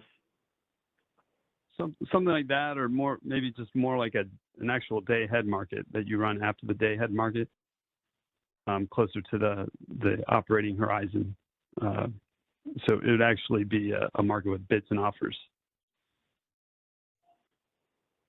Yeah, I mean, I know no ISO or RTO does that, but I was thinking outside the box if you had thought about that. Yeah, and there was the question earlier about the addressing the problem at the day ahead market level. I think the point here is thinking about thinking about this is like conditions are better known in real time relative to day ahead.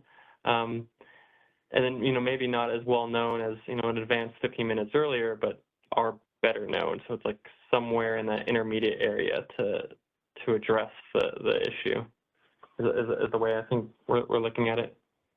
And, maybe in addition to some kind of day ahead solution.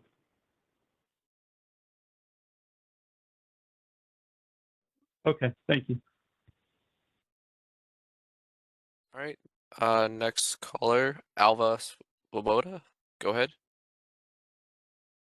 Hello, this is Alva Swoboda. Kyle, great argument for why in my mind, I think you made a very convincing argument as to why needs further out need to be considered. However, I think flexible ramping is really a misnomer here, because flexible ramping is specifically the displacement of energy in the current interval in order to keep it available for the next. And if you start looking out the kind of horizon you're talking about, I don't think that concept really holds. So I think you're talking about some form of either a reserve product, and it's not even clear how that would work for like 4 hours out, but I think that's one possibility. Or the other, which I think you alluded to, is that if you're considering uncertainty in your real-time unit commitment process and sort of extending the horizon and then also making commitment decisions on that basis, that would tend to leave you longer in situations where you think there's a reliability issue. And so and that I think is an eminently practical addition for CAISO to be considering under these sorts of circumstances, that they should really be making commitment decisions on a longer horizon under these situations. But as you maybe are also alluding to, is you have no guarantee that prices are going to go up if that's the only thing you're doing as a result of this, putting these uncertainty bounds in. So the question is, how do you pay and who do you pay? I don't think there's a lot of clarity at this point about what the product that would meet this very real need would actually look like. I'd really like the DMM to grapple a little more with what the design for this product should actually look like. Thank you. Yeah, thank you for that. I agree. I think that it's more about today, pointing out the issue than laying out exactly what the new product would look like.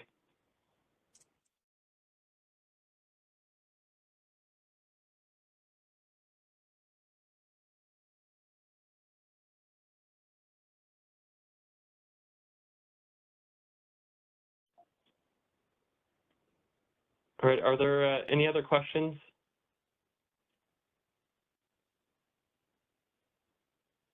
Or maybe Adam too, if you want to make any other points.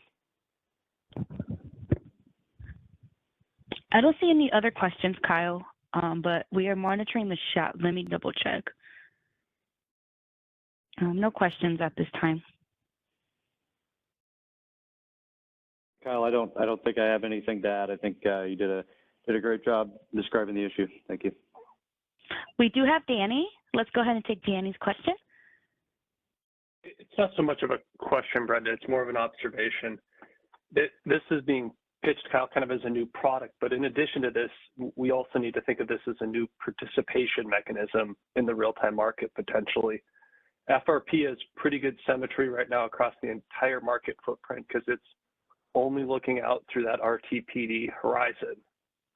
As soon as you start getting into a 30 or a minute or an hourly product and start looking out into the stuck, it's a different proposition because the unit commitment for the footprint is only binding for the CAISO BAA in that horizon. So the way that base scheduling works, the way that the RSC works, all of those things might need to change to accommodate this type of new product. And definitely not saying that it's not a worthwhile thing exploring, but it does go beyond just kind of introducing a new product. It's also a new participation pathway.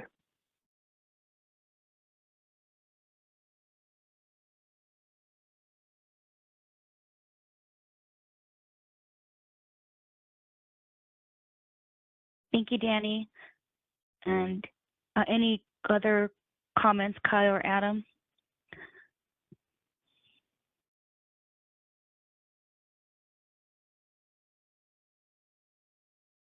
All right, I don't think so. So yeah, thanks for the time, everyone.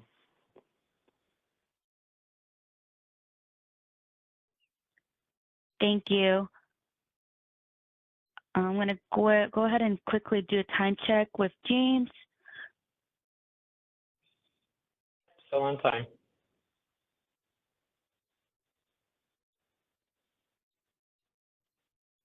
We'll switch back now to the ISO's slide deck, please.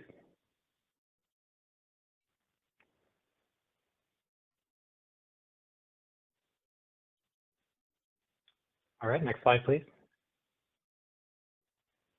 So again, thanks so much for Kyle and Adam for support and been thinking about this issue for a long time, and we look forward to working together with the Department of Market Monitoring to explore different options to implement this recommendation, and there are a lot of different possibilities. And so, you know, and a lot of interest from the stakeholder group here, which we appreciate. And so, keep that in mind as we approach the February 6th meeting, and we'll be taking some formal comments if you, you know, have any specific implementation ideas to share with ISO and the Department of Market Monitoring in those formal comments. We'd love to hear those thoughts.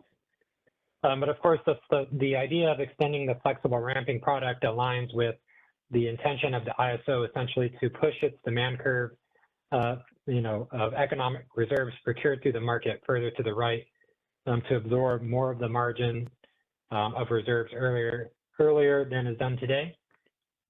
And we will, you know, when we're looking at the other options, can discuss, you know, what some of the pros and cons between the options might look like, at least at a very high level. Before we get off the topic of flexible ramping product, I did want to mention one other item relative to flexible ramping product as it relates to state of charge management. And so the ISO is currently discussing within the storage design and modeling working group, and discussed at the December 12th MPPF meeting, this idea that currently the state of charge calculation does not model the impact of flexible ramping product awards that can lead to a mismatch between those awards and state of charge availability, which can result in price formation issues. So just wanted to highlight for this working group that is an open price formation issue that the ISO is aware of and discussing actively, and the home for that type of discussion is happening in the storage design and modeling working group. But hopefully a resolution of this issue can result in better price formation for the flexible ramping product moving forward. Okay, let's go to the next. Oh, question came up. We'll stay on slide 22 for now. Hey, James, this is Alva. I agree with the content of this slide, but I think there's a danger that it's not fitting into the current sort of outline of issues in that initiative. And I agree it should probably be in there and should be in the first tranche of work in that area. So I would hope that you'll be able to get that in there, because I think it's a valid issue and something that could be addressed more quickly than a lot of other issues to do with storage. Thanks, Alva. Yeah, we're trying to stay on top of this issue, and I expect that to be part of the discussion for that initiative. And to the extent that that's not seeming to happen as quickly or as often as might be desired by stakeholders, you know, please do bring that up in that initiative space to make sure that it gets the attention it deserves. But we did want to highlight it here to let people know that we're thinking about this as a price formation issue, and are looking at that initiative as a home for those moving forward. But I will relay the message on to the storage team to make sure they are aware of your comments, Alva.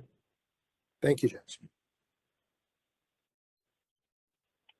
Okay, so we're going to move on from FRP and talk about, I guess, the second part of the recommendation or the discussion today. So page 23, please. So one option that we just discussed in extending the CAISO's reserve demand curve was looking at extending of some type of the flexible ramping product. This is a different idea in which the CAISO could consider extending the procurement curve for spin and non-spin beyond the minimum requirements. So as we talked about in the December 16th meeting, the CAISO procures spin and non-spin based on requirements that are requirements in the market that are required to be procured by NERC and WEC. And the CAISO generally, as the market is not comfortable with procuring below the minimum requirement set, at least maybe for transient occasions, but not much for scarcity pricing. And so, spin and non-spin provide operating reserves to quickly respond to unexpected outages or significant deviations between supply and demand outages that can occur on generation or transmission across the system or interchange. And currently, as I mentioned, CAISO procures these reserves to meet a minimum requirement based on NERC standards. As we talked about in the December meeting, the CAISO only procures spin and non-spin in the CAISO balancing area. And so there are implications about, sort of symmetry across the Western EIM and EDAM of this type of enhancement or this type of change. But essentially what we'd be talking about here is that the ISO market would extend the procurement curve and establish a demand curve that would procure and value additional spin and non-spin beyond the minimum requirement that's procured in the market today. The market would then procure these additional reserves if they're offered at prices at or below this extended curve. I'm going to finish this section and then I'll take comments at the end of this section. So if we move to the next slide, please. So relative to some of the ideas that were just discussed for flexible ramping product and to the discussion upcoming about a completely new reserve product, one advantage of this approach is that the CAISO would not need to design and implement a new reserve product because spin and non-spin are already a part of the CAISO market. There's already in the market software. Essentially, the implementation would be looking at providing an extended demand curve with which the market could procure additional spin and non-spin beyond the minimum requirements as long as the procurement was at or below the demand curve value. There's also existing settlement logic for these products, so that sort of stuff would not need to be redesigned. There are some disadvantages to bring up though. Again, as I mentioned, spin and non-spin are only directly tied to the CAISO BA, and therefore it's only the scarcity within the CAISO BA would form sort of extended scarcity pricing across the market footprint. The prices in the CAISO BA can spread across the market footprint, but it's really only the CAISO BA's scarcity conditions that trigger this type of scarcity pricing. Also to mention that spin and non-spinning reserves are 10-minute reserves, and they're typically procured for very short-term needs. And so relative to some of the other options, it may be a more costly option relative to procuring longer duration flexibility or reserve products. And if the need for this sort of flexibility is longer than the 10-minute horizon, then it stands to reason that procuring additional 10-minute reserves may be unnecessarily costly. If this were the only way to implement more voluntary reserves in the market to facilitate scarcity pricing. So I think operator, if you could preview slide 25, I think this might be the end of. Yeah, so if you'll stay on slide 24, I do also want to mention on slide 24 that, relative to the flexible ramping product, the spin and non-spin reserve are also not modeled as nodal, and one of the potential advantages of relying on the extension of flexible ramping product could be that we could leverage more of the existing functionality, the nodal functionality of flexible ramping product and the extension of that product, whereas you would not get that with this idea, nor in the next one potentially of a completely new reserve product, most likely.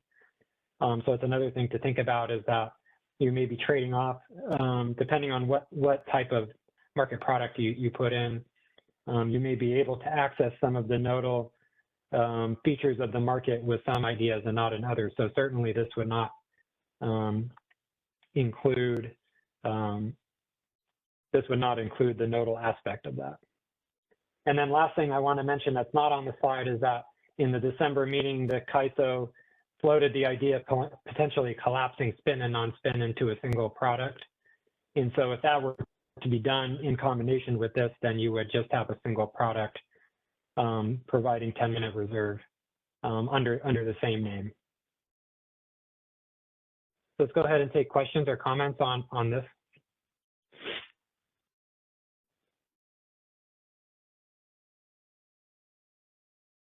Hi, this is Let's go ahead and take Alva.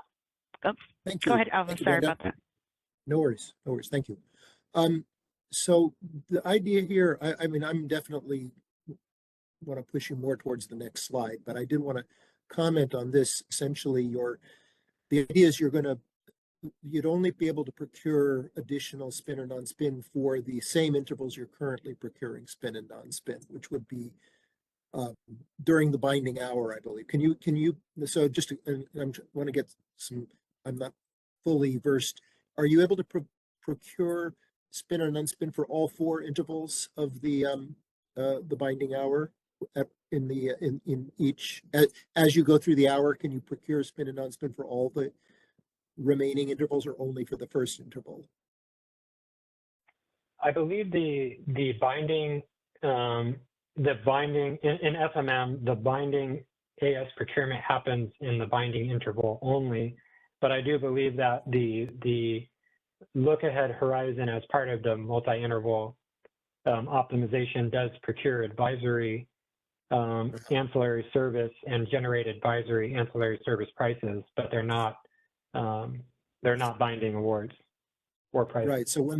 So right now you'd only be getting some additional spin in the binding interval, and then that would only really be usable for in the real-time market once it was actually moved into the dispatch pool. So it does not seem to me to be a product that would really allow you to address scarcity over time. It might be a way of paying for some additional capacity now and sort of being a natural sort of scarcity pricing mechanism for give some additional payments to resources in order to be for them to be available for very near-term emergencies. But it doesn't really seem suited for the discussion that has been happening so far, because there's no binding procurement even out in the rest of the hour, let alone in future hours. So just wanted to make that comment.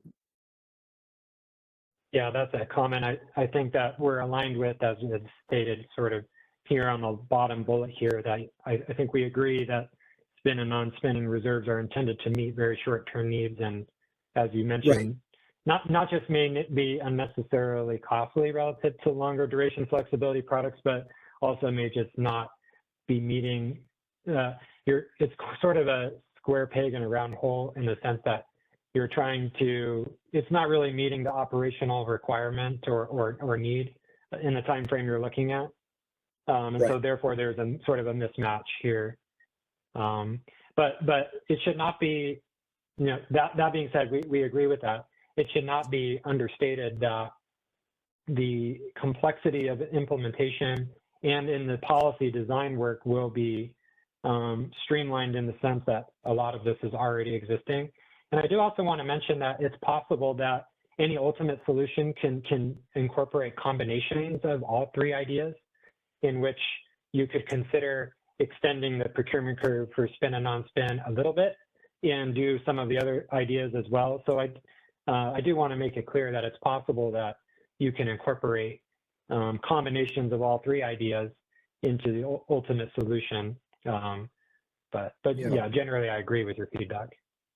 Well, I think there's a lot of different concepts of scarcity. The one you've been focusing on is the multi-hour look ahead, and I don't think it's suitable for that, but I do agree that something like this could be effective for much shorter time frames. It gives you it's a very, very easy hammer for you to use when you're looking for some additional incentives to get additional capacity in.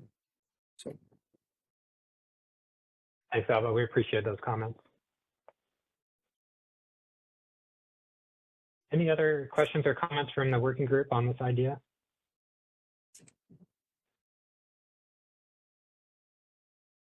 I don't see any other questions in the queue. Okay, then we'll go to slide 25. So this is sort of the last part of the bucket of potential options to be looking at for this topic, which would involve creating a completely new reserve product. And that new reserve product could be correlated with the DMM suggestion as we get more implementation details about how that might look like. You know, that could be a new reserve product along the lines of option one here. We've heard in the working groups past that some stakeholders have suggested a 30-minute product, and that definitely aligns with the 30-minute products that are being procured in other markets. So we have that, this option has that going for it. Essentially, the basics of what this option would entail is that the ISO would procure this completely new reserve product. It wouldn't be FRP, it wouldn't be spin or non-spin. It would kind of wedge in between those two products, procured in the real-time market, and build an associated demand curve that would reflect the value of this product at different levels of system stress. And so this is really a blue sky concept where we'd be open to ideas about how to design and implement a new product like this. And we're prompting the stakeholder group to be thinking about this in anticipation of your formal comments on February 6th. So, you know, please do take the time to, if you have some ideas, to get them jotted out and passed along into the proceeding in that way. Let's go to the next slide. So just some very brief potential advantages. Of course, by having a completely new reserve product, you can tailor it specifically to the type of flexibility that's needed, and that would potentially provide a more efficient and effective mechanism than modifying an existing product and resolving the square peg in a round hole issue. As I mentioned, it could fill the gap between ancillary services and FRP, where the product would be procured, you know, on a demand curve whose values lie in between the scarcity reserve demand curve and the flexible ramping product. And it can also be offered to all Western EIM and entities and procured across the Western EIM, which would not be the case for the spin and non-spin product at this time. And so you can provide more symmetry across the market in that way, and also be able to reflect scarcity pricing based on the scarcity conditions of all WEIM balancing areas and not just the CAISO. Of course, the real disadvantage of a brand new reserve product is that it takes a lot of work to define and implement a brand new product, both in terms of the stakeholder and policy discussions, but also in the actual implementation, because you're basically starting from scratch. So you have to consider what the response time of this product would look like, the duration, meaning how long must a unit be able to hold the output in response to the reserve, the eligibility criteria, and how the product settled and the cost allocated across the market. So, you know, as I mentioned, the ultimate solution could look like a combination of all three ideas, or we can lean on one or the other. But it should not be understated that, you know, defining or both defining and getting through, you know, the policy process for a brand new product, as well as implementing it can,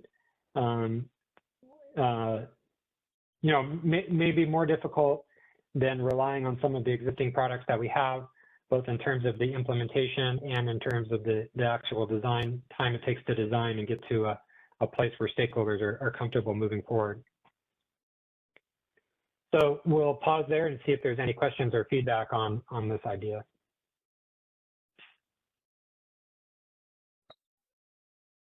Hello, James. Alva. Just quickly, I think this is a good direction, but you're right. You explained a lot of the complications. One thought I did want to raise is the possibility that this could be a day ahead as well as a real-time product. And of course, there are always hazards with, and especially a reserve product being introduced day ahead. But it would depend on the criteria that were used for procuring it and how carefully it was controlled by CAISO. I think it could be a useful product during, certainly during emergency conditions or stressed conditions. One question I did want to ask and see if there's any way of getting an answer in this time frame of the comments is whether you could point, I mean, maybe it's just a matter of looking on the web pages, but I have a hard time even understanding what a 30-minute reserve product is. Does it mean that it can come online within 30 minutes? And if so, typically what is required after that point by other ISOs when they define these products? It was a question that, and maybe there's a variation on them, but I'd like to know a little bit more about what these products look like in other ISOs.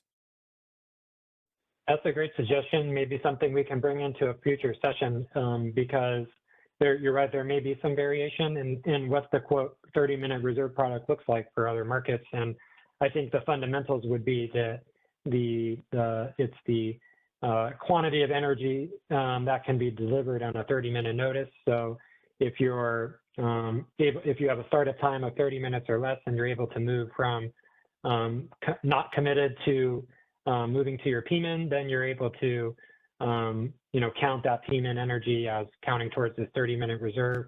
And for everybody else, it would include the amount of additional dispatchable energy you were able to acquire on a 30-minute process and a 30-minute time frame. So but like I think it's a good suggestion.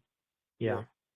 You're suggesting it's basically a 30-minute horizon, and then whatever you can provide within that 30-minute horizon is what is contributing to that reserve. So that definitely makes it sort of like the spin. It's less useful in the real-time context. I can imagine it being procured day ahead, and then people know they have to have the capacity there, and there's no issue of the notice or the startup time being an issue. Then it becomes a useful product for meeting shortages. But if it's just simply that some resource that can take 29 minutes to start and has 1 minute of energy at the end of the 30 minutes is contributing to that requirement, it seems questionable for this whole concept of addressing scarcity. Yeah, and I think it essentially, I do want to point out from that previous research that we showed from EPRI that their finding was that the hour ahead time frame is the sweet spot for defining, because what we're trying to accomplish is to essentially say, what is the quantity of latent reserves that are available to the market to be able to define, how close we are to the edge, like what is our margin? And so you want to have some sense about what's the operational quantity of supply that you have at any given time. And I think that in thinking about the time frame, that's the way to think about it, to say how should we define that time frame to know, like, on what time frame are we defining this margin?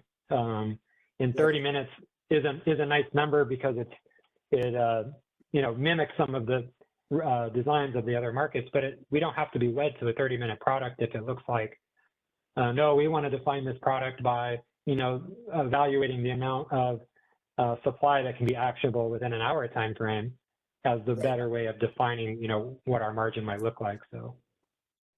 Thank you. Thanks, Alba. We do have Kelly Wells. James, it's Callie Wales with WPTF. Thank you for or at least presenting these various options. It definitely gives us something to think about and a good starting point. On this specific idea, I'm assuming it would be in real time. And so I guess my first question is, do you envision this in both the 15 and the 5-minute market? Yeah, so it would for sure be in real time, and as Alba mentioned, it could potentially be also implemented in the day ahead. And you know, for example, you could have the same product definition in the real time and day ahead, and the products can settle off each other or something like that. So, we're open to ideas related to the day ahead as well. But would it be in the 15 or the RTD? I think it kind of depends on what the definition we come up with. For example, in the RTD, if you had, say an hourly reserve product, it's pushing to the end of the RTD horizon. So I think it just kind of depends on what we define as that sweet spot of defining, that margin. And I think it may also, the exact implementation is going to have implications on the bandwidth of these markets to solve, so depending on the complexity of the design may introduce different issues in terms of optimization and solving that. You may have to make different considerations for FMM than you do for RTD, given the window of time with which you need to resolve any issues. So it's kind of up in the air at this point, but those are some of the considerations that come to the top of my mind. Okay, yeah, I was just kind of thinking through this live here, and it occurred to me that I'm wondering if this would have the same complexities and issues as the idea of reoptimizing AS and the need for some sort of deliverability assurance. And if it's only an FMM in terms of effectuating scarcity pricing in both FMM and RTD, do we still have that issue? So, if we go down this path, are we going to start seeing the same drawbacks as the AS scarcity pricing we have today, once we take into consideration kind of the computational complexities and making those trade-offs? So I'll give that some more thought. It was just something that occurred to me, that we might still have the same issues with this new product as we do today. Yeah, those are great questions to be thinking about. And I of course don't have any answers, but I agree with the fact that there may be some benefit in trying, this new reserve product could look like, we could have an extended FRP product that we call a new reserve product, that may be able to leverage some of the nodal implementation of the existing FRP design. And that may be a benefit that of doing it that way. Whereas if you have a completely new reserve product that's completely untethered from FRP, I think you're right that you're at risk of losing some of the nodal functionality that may bring up other challenges. And so, yeah, the devil will be in the details, and we're really sort of trying to uncover the universe of possibilities and then working towards a more specific design as we go forward. Yeah, and I appreciate that, and definitely with the devil in the details, it's really taking a big step back. How well would something like this, once you start working through the details, really get at our main goal of this effort, right? Is to improve price formation during scarcity conditions across all markets and all products. And what would what those trade-offs would require. So, okay, I'll give it some thought as well, but just wanted to raise that and see if you guys have thought about it as well. Yeah, thank you. And again, we implore for everyone to, you have some time to brainstorm between, we're gonna start taking formal comments in February, which will probably be due near the end of February. And so there is some time to do that brainstorming, and we're happy to have back and forths on some ideas that people come up with informally. If you would like to bounce some ideas off the PFE team, you can feel free to reach out to me, and we can have those discussions, and maybe will be helpful in in informing some folks' written comments if that's helpful. Great, thank you. Thank you. We do have a question from Stuart Kelly. Your line is unmuted, Stuart. Please introduce yourself. Hey, James. Stuart Kelly, LE. I do think that this one merits looking at a little bit further. I do accept that, there's going to be some of the complexities and challenges that Callie raises, no doubt, but it would be good to look at it a little further, maybe tethered to FRP, as you say, in some way, somehow, but I do like the idea if this also could be from a capacity standpoint available in the day ahead. So I just, at least let's maybe take this one to the next stage before completely ruling it out, albeit there's significant challenges I'm sure that come with this. Thanks. Thanks for the feedback.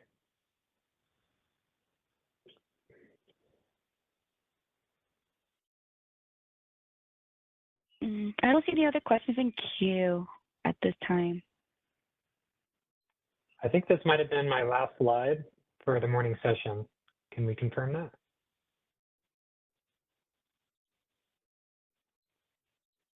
Let's see, slide 27.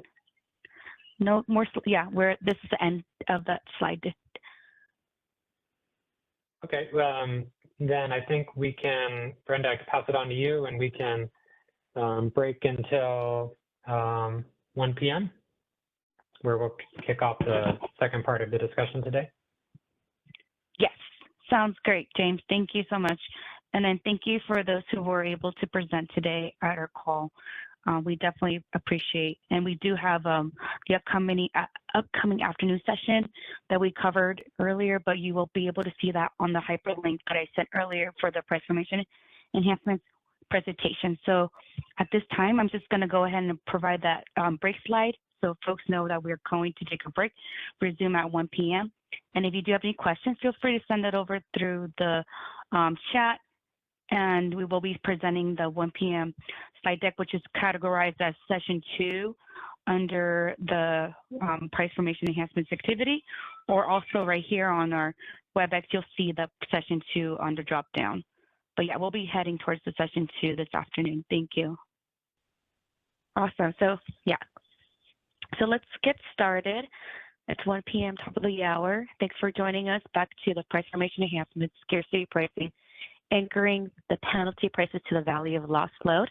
This presentation is also provided at the website linked in the chat as well. We're going to go ahead and kick things off with James, our lead policy developer for this initiative. Go ahead, James. Okay, thank you, Brenda. Thanks everyone for joining us again.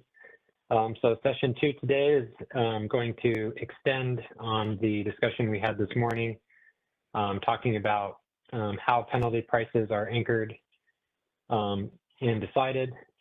In any of the decisions that we make about future reserve products in the ISO market, part of the purpose of procuring those additional reserves is to establish a demand curve that will enable the market to reflect the reliability value of these reserves into the market.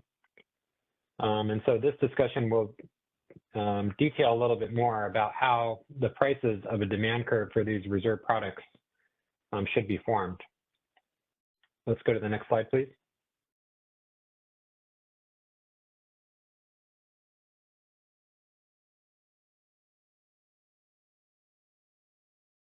Can you still hear me okay, Brenda?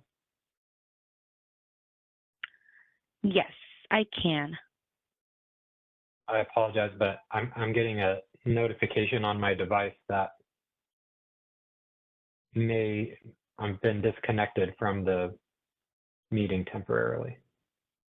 No problem, James. We'll stand by. We can still hear you, but we can't. Yeah, no worries.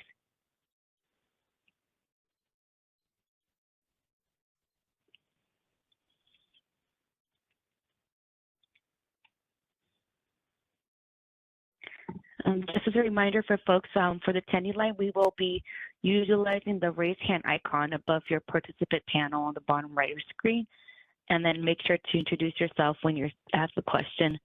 And we'll pause for questions when James or Seth go to their presentations. Thanks so much, everyone. Okay, I'm in the process of reconnecting. No problem. We can still hear you, but we can't see you. Okay.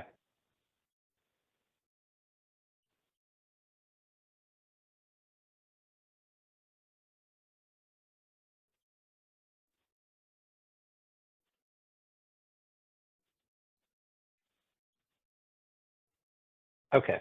I can see I'm back on the WebEx, and let me try my video again. Sorry about that. If that happens again, I'll just since my audio stayed connected, I can look at the slides on my end. I just wasn't able to see the WebEx screen, but now I'm all good. Okay.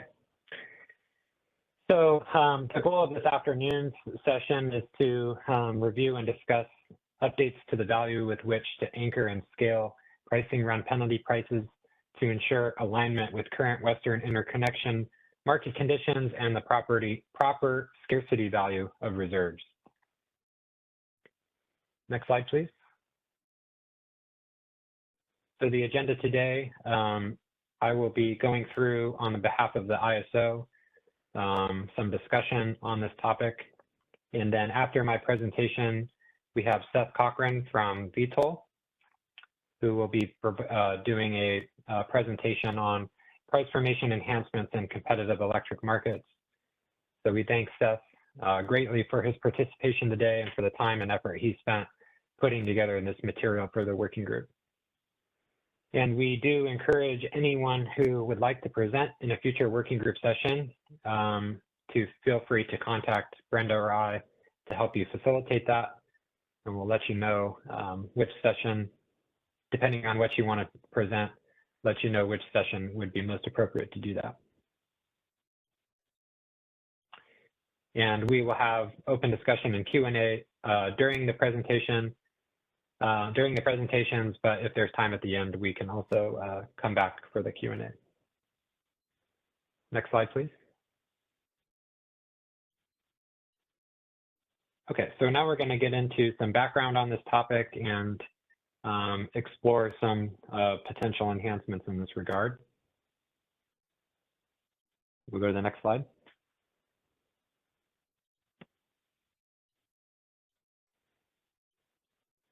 Okay, so ISO is going to provide some overview of this topic with some review material. First, to discuss the role of pricing around penalty prices in the ISO market.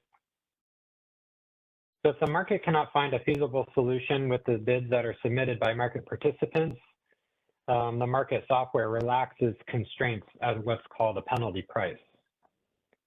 The penalty price tells the market software the price within the market optimization to consider when relaxing certain constraints or schedules. And the term penalty price has slightly different connotation in the scheduling run as it does in the market's pricing run. In the scheduling run, penalty prices are there more or less to help prioritize different types of schedules and constraints. So the higher the penalty price for any schedule or constraint, the less likely the market is to relax that constraint given the cost. And so it provides this sort of order of which sorts of schedules and constraints to relax first when needed. Now, in the pricing run, it's a little bit different because the pricing run is using replacing the scheduling run's penalty prices with prices that are anchored to and scaled by the relevant market bid cap at the time to determine the final market clearing prices. And so the pricing run penalty prices are put together in a way that acknowledges that the pricing run determines the final binding schedules and prices. And therefore, it's not just the hierarchical value of the penalty prices in the pricing run that matter. It's also how they are, what price they're anchored to and scaled from, because that helps determine the final market clearing prices. Next slide, please.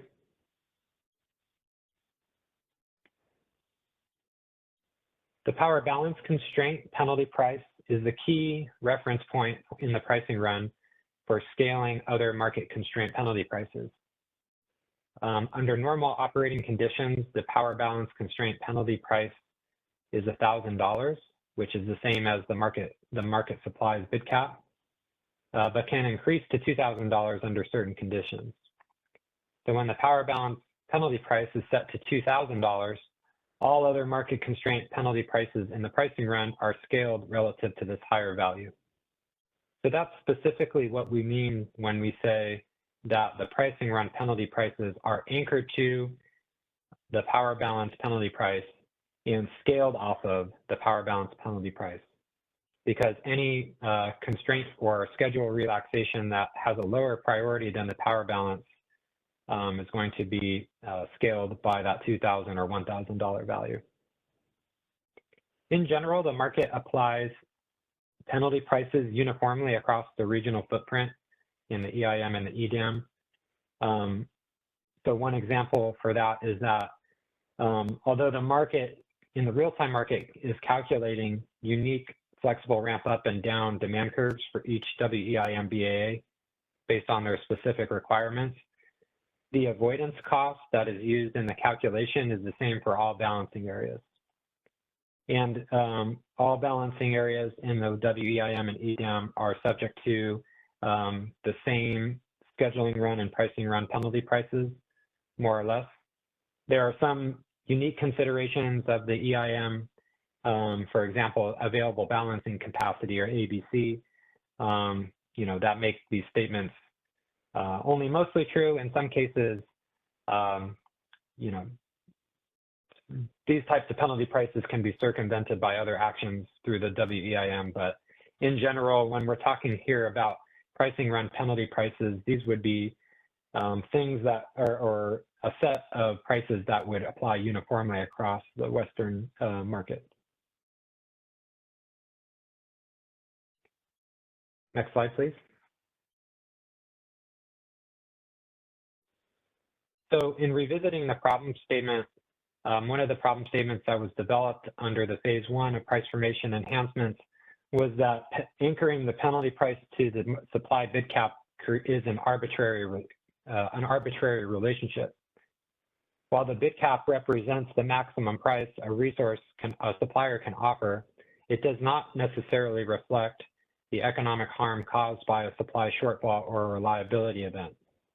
And this can lead to the following outcomes. First, it's possible that anchoring and scaling penalty prices to the supply bid cap understates the value of reliability. If these penalty prices are too low, they may not adequately incentivize market participants to take actions that prevent shortages or maintain grid reliability, especially if the higher prices can be achieved outside the CAISO's administered markets. Second, it potentially increases the risk of reliability events if the cost of a shortage, as reflected in the penalty prices, is lower than the true economic cost of lost load. Then the market may be less effective at preventing such events because the behavior that's incentivized by responding to these types of prices is not incorporating the full cost of these events and trying to avoid them.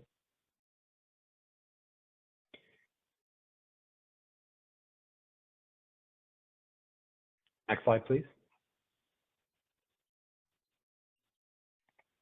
So based on that problem statement today, what we'd like to talk about is the concept of value of lost load based penalty prices. I might use the term VOL for short instead of saying value of lost load. But essentially what value of lost load is an estimation of the economic cost to consumers for an involuntary interruption of electricity supply, and essentially quantifies the value that consumers place on a reliable electricity service. Next slide, please. So if the ISO were to consider using value of lost load as a way to anchor and scale penalty prices in its market, that would mean that we would do so instead of tying penalty prices to the supply bid cap. And we would use the value of loss load estimates as the way to scale and anchor penalty prices instead. So this would mean a couple of things in practice. First, the ISO would need to conduct studies to estimate the economic cost of outages for different customer types and potentially different regions within the market footprint. And we'll talk more about that in detail on some upcoming slides. But the first sub-bullet is there to essentially say the CAISO would need to evaluate what a proper value of loss load estimate would actually look like. Second, once the value of loss load figure is estimated, it would involve setting administrative penalty prices for various constraint violations in the pricing run at levels derived from the value of loss load estimates instead of the bid cap. So for example, the penalty price for violating the power balance constraint, which could lead to load shedding, could be set at or near the estimated value of loss load instead of the bid cap. Third, scaling penalty prices under a value of loss load based construct would be similar to current practices. So for example, the penalty prices for less severe constraint violations would be scaled down proportionally from the value of loss load anchored maximum. And the scaling will still consider the need to prioritize the relaxation of constraints based on the relative severity in the scheduling run. So it should be noted that the value, again, because the scheduling run penalty prices are there to establish the hierarchical value of different schedules and constraints, that it's not necessary for the scheduling run penalty prices to consider the value of loss load numbers. The value of loss load is relevant for the penalty prices in the pricing run with which produce the market clearing prices and schedules in the market. Next slide, please. So the general principle that many markets use with the value of loss load concept is to design their operating reserve demand curves such that it reflects the expected value of loss load. The term expected value of loss load represents the risk-weighted cost of load shedding. It's the product of the consequence of load shedding, which is the value of loss load, and the probability of load shedding occurring, which can you might sometimes see called loss of load probability, or LLP. And the equation for expected value of loss load is essentially multiplying the value of loss load figure, which is a dollar figure, times the loss of load probability, which is a percentage. And in that, you get an expected value calculation, such that at any given time, you know what is the expected value of loss load at any given moment. So another way of thinking of this is that as the loss of load probability increases, which from the previous discussion is the same as saying that the market's reserve margin is becoming shorter and shorter, and the risk of load shedding is rising, the price of reserves should increase proportionally, approaching the value of loss load as the probability of an outage approaches 100%. So another way of thinking about this is that if the value of loss load is a certain dollar number, and you have a 50% chance at any given time, 50% probability at any given time of involuntary load shed, then it stands to reason that you might be willing to pay 50% of the value of lost load at that given time for incremental supply in the market to help you avoid that situation. And the same would be said of any percentage level of loss of load probability. Next slide, please. Actually, we'll stay on slide 10, and I'll take a question that came up in the queue. Let's go ahead and unmute Alva, PG&E. Hi, James. This is Alva from PG&E. Just a question, would there be a floor on this value at the bid cap so that you don't get counterintuitive results where you actually have pretty low prices determining the expected value of lost load when the economics of the system might still be have high prices? I'm just so that, yeah, is another way of asking the question. If, for example, the loss of load probability was like 1 in 10,000, right, would there be?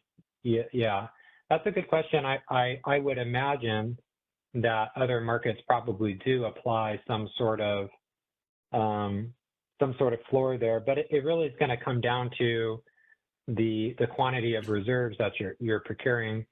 So if you can imagine that chart that we showed in the morning discussion, where at different levels of reserve and reserve margin, you could imagine that as you move closer to the minimum requirement, every step closer corresponds with an additional percentage of loss of load probability, where if you're procuring 500 megawatts over your minimum, your loss of load probability is probably close to 0.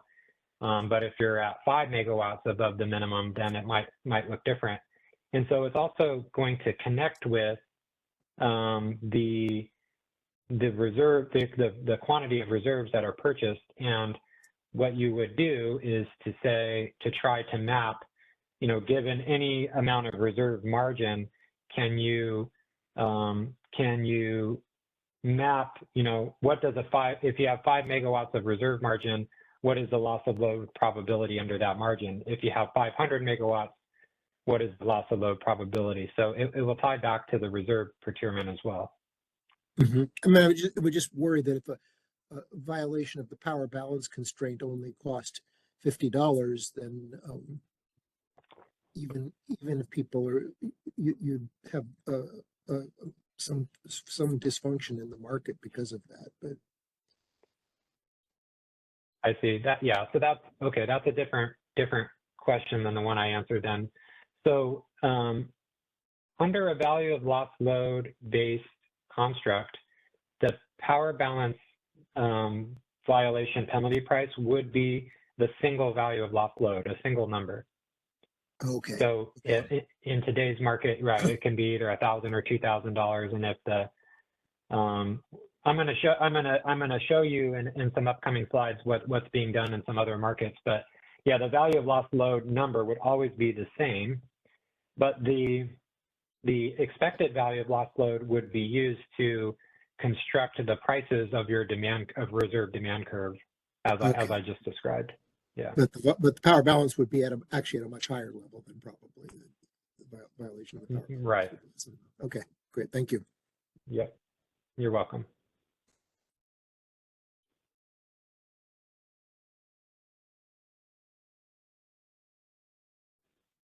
Hi, David McMillan with Megawatt Storage Farms. I don't understand how the customer's utility curve on electricity factors into the value that consumers place on reliable electric service.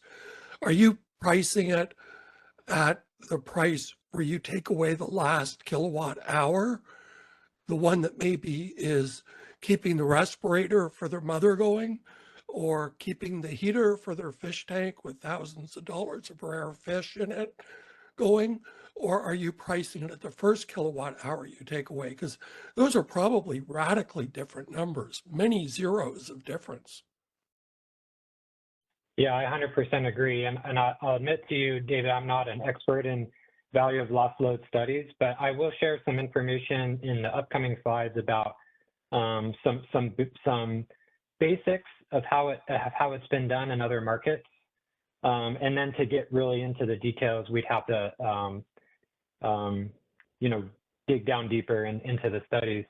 So I'll have some examples, with using the MISO as an example that may help address that question. Okay, and then related, I'm a little bit concerned that when you start institutionalizing vol, that you start to establish that there's a price at which pulling the load is the right solution, rather than trying to provide 100% reliable electric service, but realizing that is practically impossible And so sticking to the, 1 in 10 LOLE or even better target. In other words, trying to be perfect with delivery of electricity, but recognize you have to back off a little bit. And then using a vol to help you achieve that excellence, as opposed to setting a threshold at which you say, oh, it's okay to pull the load. Yeah, I understand what you're saying, and I think that there will be a little bit of a disconnect in this conversation about the way that a system operator might view this discussion and the way that someone in market design is viewing this, because I think that when it comes down to it operationally, you're probably going to scratch and claw your way towards every megawatt you can to avoid these situations. And I guess from the market design perspective, what we're trying to decide is what is the appropriate price relative to some value of lost load number that you'd be willing to pay for that additional supply, to help lower your loss of load probability at any given moment. And recognizing your comment, I just wanted to make sure that I acknowledge that your comment that value of lost load in itself is not a perfect metric for various reasons. Yeah, it does create those sort of complications. Yeah, and then just one last comment. There is a mechanism where vol perhaps does get more tied to value of load, and that's the approach that TMIX is taking of having, end users participate in the wholesale market. Mm-hmm.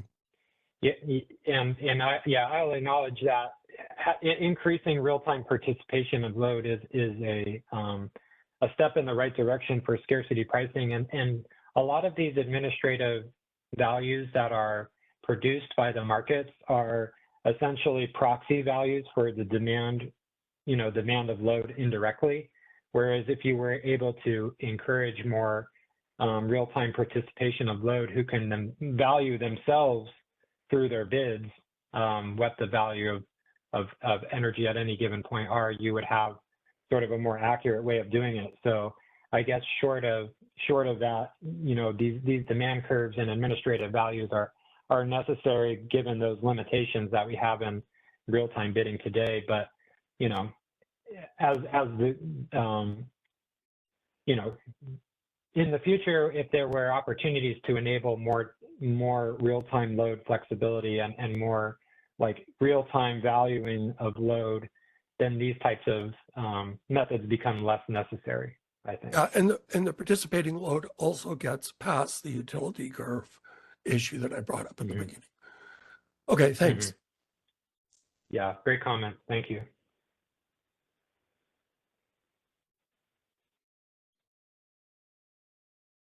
Okay, let's move to slide 11.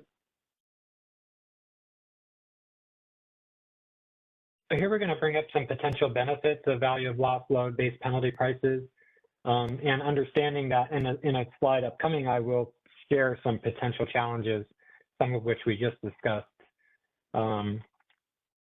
But the idea is that in comparison with the status quo, where we use the supply bid cap to set and anchor penalty prices to, that using a value of lost load construct may provide more accurate price signals and trying to reflect a true economic cost of load shedding as best as we can. It could improve system reliability by aligning the penalty prices more closely with this value, and enhance market efficiency by improving the market dispatch and commitment decisions and maximizing market participation across the footprint. Next slide, please. So I want to bring up an ongoing filing with FERC right now that was made by the MISO. The docket number is there in the title and was filed in November 2024. It's something that we're watching very closely, and I have a few slides I'd like to share with some information on this MISO filing with the working group. So the basis of this filing is that MISO is arguing its current value of lost load number, which is $3,500 per megawatt hour, is outdated. This value was established in 2009, and in MISO's opinion and argument to FERC is that it understates the true value of lost load in its market for 2025. And just for reference, this value of lost load number of 3,500, you can compare that to the CAISO's pricing run penalty prices, which are anchored based off $1,000 or $2,000 value. So, you know, higher than the CAISO's current penalty prices. In this filing, MISO is proposing to establish a new pricing value of lost load of $10,000 per megawatt hour, which would serve as both a price cap in both the day-ahead and real-time markets, and also an administrative price during an EA3 that results in MISO-directed load shedding. MISO is also proposing a new system vol of $35,000 per megawatt hour, which would be used to scale the MISO's ORDC. So the system vol is the what you might call the avoidance cost that you would set on your demand curves, reserve demand curves, to establish, you know, at any given level of reserves and the loss of load probability, what's the value of lost load number that you would multiply that by to get the expected value. However, that expected value calculation is capped at this pricing vol of $10,000. So it's sort of similar for those that followed the imbalance reserve demand curve conversation in the CAISO's market, where the CAISO uses an avoidance cost of $247 to establish the prices of each individual segment of the demand curve. However, the demand curve values themselves are capped at $55 for the imbalance reserve. So that's a similar way of thinking about the difference here between system vol and pricing vol in the MISO filing. Next slide, please. So a little bit more information on the value of lost load analysis from the MISO filing. MISO has updated its value of lost load calculations using the methodology from the LBNL study that I've linked to here. And just some information on what this LBNL study is. It's a meta-analysis, which means that it's collecting information from many, many studies. It's compiling and analyzing data from various stated preference studies and provides outage cost functions that estimate the value of lost load based on factors like customer class, outage duration, time of day, and season. So just to note that the MISO did not conduct its own survey to estimate the value of lost load for the customers in its footprint, which the MISO acknowledged would be very expensive and time consuming. Instead, it's using these LBNL outage cost functions, and all that MISO is doing is providing input data for these cost functions and using the results of this meta-analysis to help it, estimate value of lost load. And I'll note that the MISO in its the MISO has used this method of calculating its value of lost load in past filings. So the updated analysis produced a range of value of lost load estimates that are significantly higher than the current $3,500 per megawatt hour that MISO is using. For example, the MISO-wide load-weighted average across all customer classes resulted in a value of lost load of $36,889 per megawatt hour for a 1-hour outage, which will look very similar to the system vol number from the previous slide, which is essentially how MISO decided on that $35,000 value because of this number here.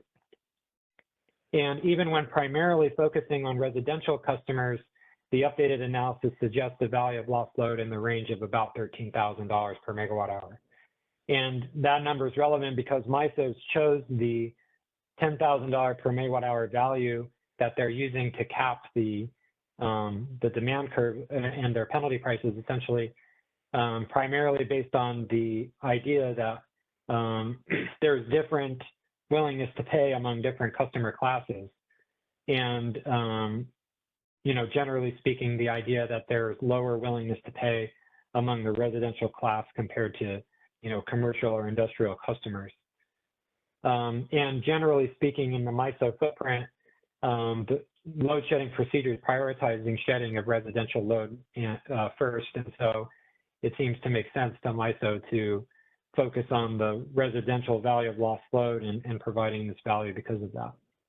Now, I acknowledging the issue that a homogeneous value for a residential customer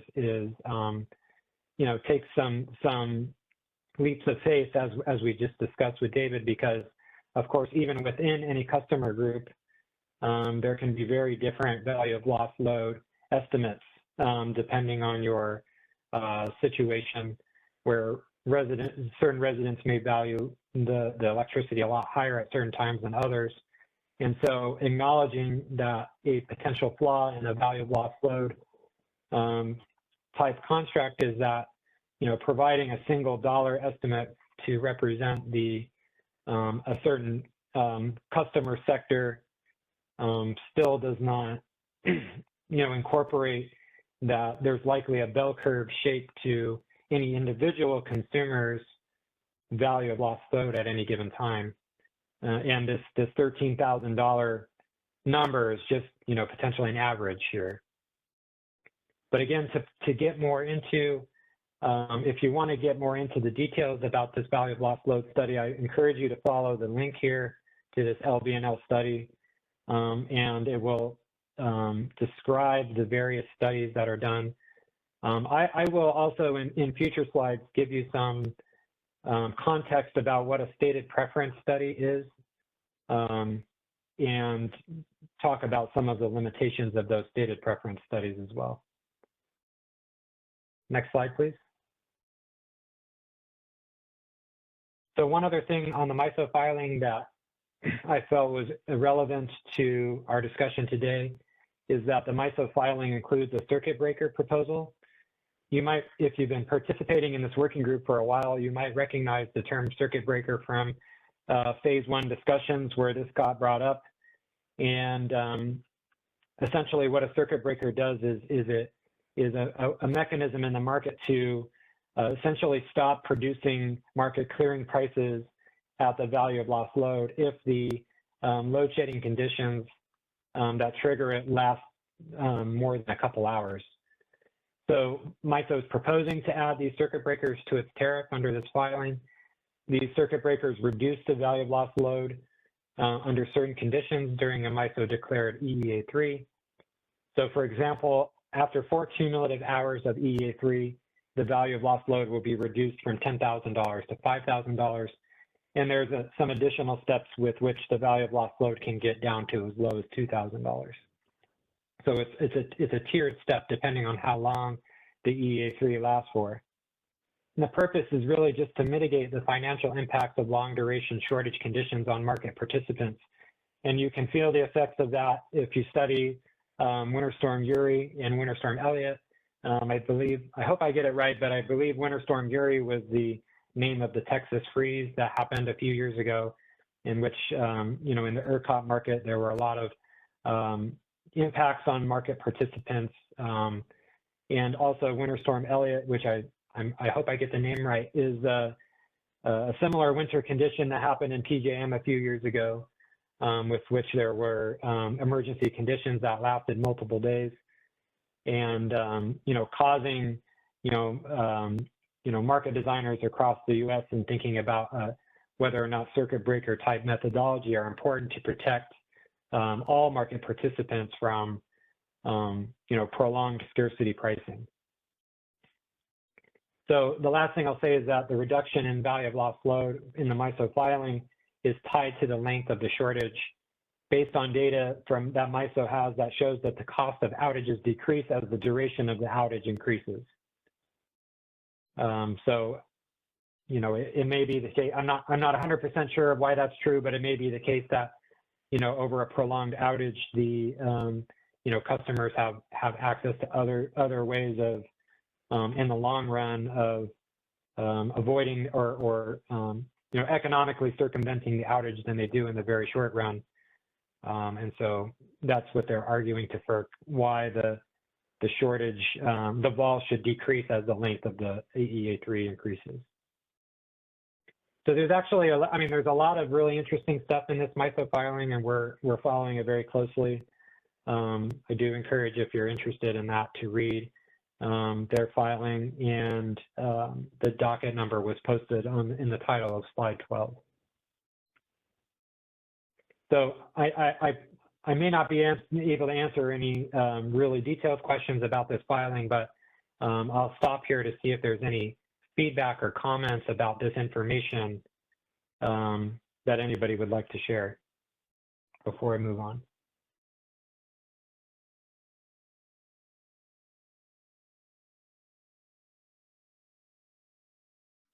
Okay, let's go to the next slide, slide 15. I do want to mention that there are other studies that have been done on value of lost load, specifically for California residential customers. So this Gorman and Callaway paper from 2024 is a stated preference study that finds an average value of lost load estimate of between $10 and $14 per kilowatt hour, which translates to $10,000 to $14,000 per megawatt hour for California residential customers. So I just put this up here to show that in case you were questioning, if the value of lost load number for residential customers in MISO is comparable to what we might find doing a similar study in California, that it does appear that it would be the case, it would be in the same ballpark. Next slide, please. There have been some market surveillance committee comments on value of lost load in the recent past. If you look at this scarcity pricing background discussion from 2020, MSC member Harvey discusses two main views on defining penalty prices for reserve demand curves. So the value of lost load and sort of this expected value of lost load procedure that I described in the previous slides is one of the possible views. The second is that you can estimate the value of reserves by examining the cost of the actions that operators would take to maintain that level of reserves. So on one hand, you have an option where the demand curves are based on sort of the a demand side value of maintaining the reliable electricity service. And on the second hand, some markets have used actual cost information, like what is the cost of maintaining this level of reserve at any given point. So the presentation also states that both options have limitations. The first view, of course, notwithstanding the issues of using a single value of lost load metric to represent an entire customer segment, but also that the cost of low reserves is, the value of lost load assumption is that the cost of low reserves is born out of the potential for controlled load shedding, but doesn't consider the important cost of inadequate reserves increasing the potential for uncontrolled load shedding and the economic damage that could be done if that were to be the case. And the second view, where some markets have used the cost of operator actions at any given level to maintain reserves, assumes that the cost of those actions can be measured. And sometimes, depending on what those actions might look like, it's difficult to know, what the cost is, and the cost of maintaining some level of reserve at, some point may be completely different than the cost at another point. So, in any case, neither method is perfect. Both are trying to incorporate, imperfect proxies for, costs and values of maintaining reliable electric service. But they are used in various markets in different contexts nonetheless. I'll pause for a couple questions on this slide. We do have Robert Fisher first in queue, and then Mark Smith. James, for this presentation. It's quite interesting. If you're going to answer this question later on, just tell me to hold on. Is the trigger for this VOLL, value of left load, is it purely on an EEA, or are there other trigger mechanisms that you're considering? Good question. So in general, it won't be triggered on an EEA, on the EEA levels. What it would be, you would first establish the value of lost load number, which would represent essentially the value of avoiding a load shedding condition or an EEA3 essentially. And that would be the price with which, you know, in the MISO case, that would be $10,000. So you would establish that price as the power balance constraint penalty price. And then what you would do is you would study to see at any level of, at various levels of reserve margin, what is the corresponding loss of load probability as a percentage. And then you would use the value of lost load number and multiply it by that percentage to attribute at any given level of reserve, what's the expected value of lost load in that case. With the idea being that the more the reserve margin you have, you know, the lower your probability of losing load is.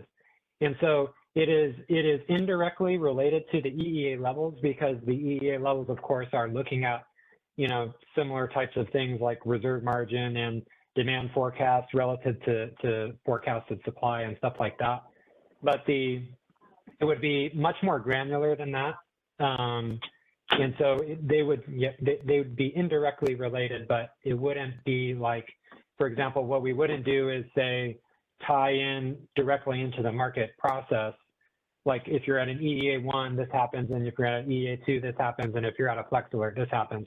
This is just that would be a completely separate operational procedure than what would be happening in the market, even though they would be, you know, in a broad sense, they would be kind of related. Does that help? Yes, that is very helpful. A lot of things to ponder. I'll just stop for there, and as we go through it, ask more detailed questions. Appreciate the answer.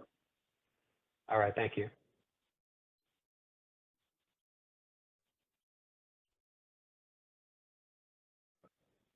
Hey, James, it's Mark. Can you hear me? I can. Thanks. Good afternoon. Good to see you. I completely agree with Dr. Harvey that there are two ways potentially to establish what this penalty price cap could be. But I also agree that the second way, that is determining the cost of operator actions, is incredibly difficult. I mean, I'll just throw out two examples. You know, what is the quote unquote cost of dispatching the state's strategic reliability reserve units? You know, they fall into the market, the prices drop, and you know, what is the quote unquote cost of that? It's very, very difficult to envision what that might be. Or load biasing. If the operators determine that load biasing is a good thing, how do you determine what the cost of that is?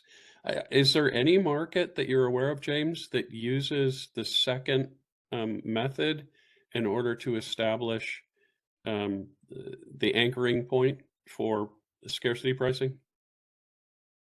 Yeah, great question. I am aware of a few different places where some markets will use the let's say the cost of starting up a gas turbine, or the avoided cost of starting up a gas turbine as a way to anchor you know, demand curve values at much higher levels of reserve margin than the ones you're thinking of. I completely agree that the costs, as you're getting really close to the edge, are very difficult to determine in the abstract.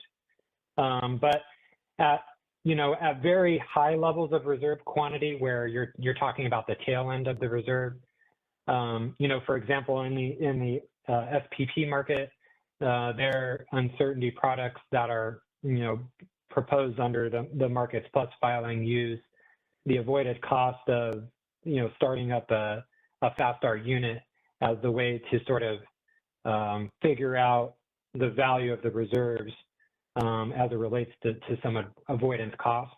But that's at higher levels of reserve than we're thinking of here, or you're thinking of here.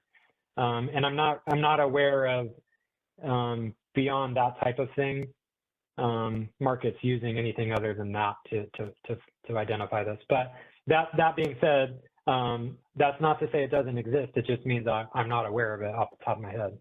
Okay, James, thanks. I mean, I think that, as we've said in the past, what we would like to see, and I think you've addressed that earlier, is a gradual increase in prices and not wait till you get to the razor's edge before you see a price change. So precisely. Thank you. I appreciate it. Thanks, James. You got it. Next, we do have Sean Hernandez. Your line is unmuted, and I do see Seth hands on also raised. Hi, this is Sean from Clean Power Alliance. We earlier scoped that a related issue is that the scarcity pricing should perhaps appear before the scarcity is actually occurring in order to incentivize premeditated action. And then I'm thinking about the loss of load probability.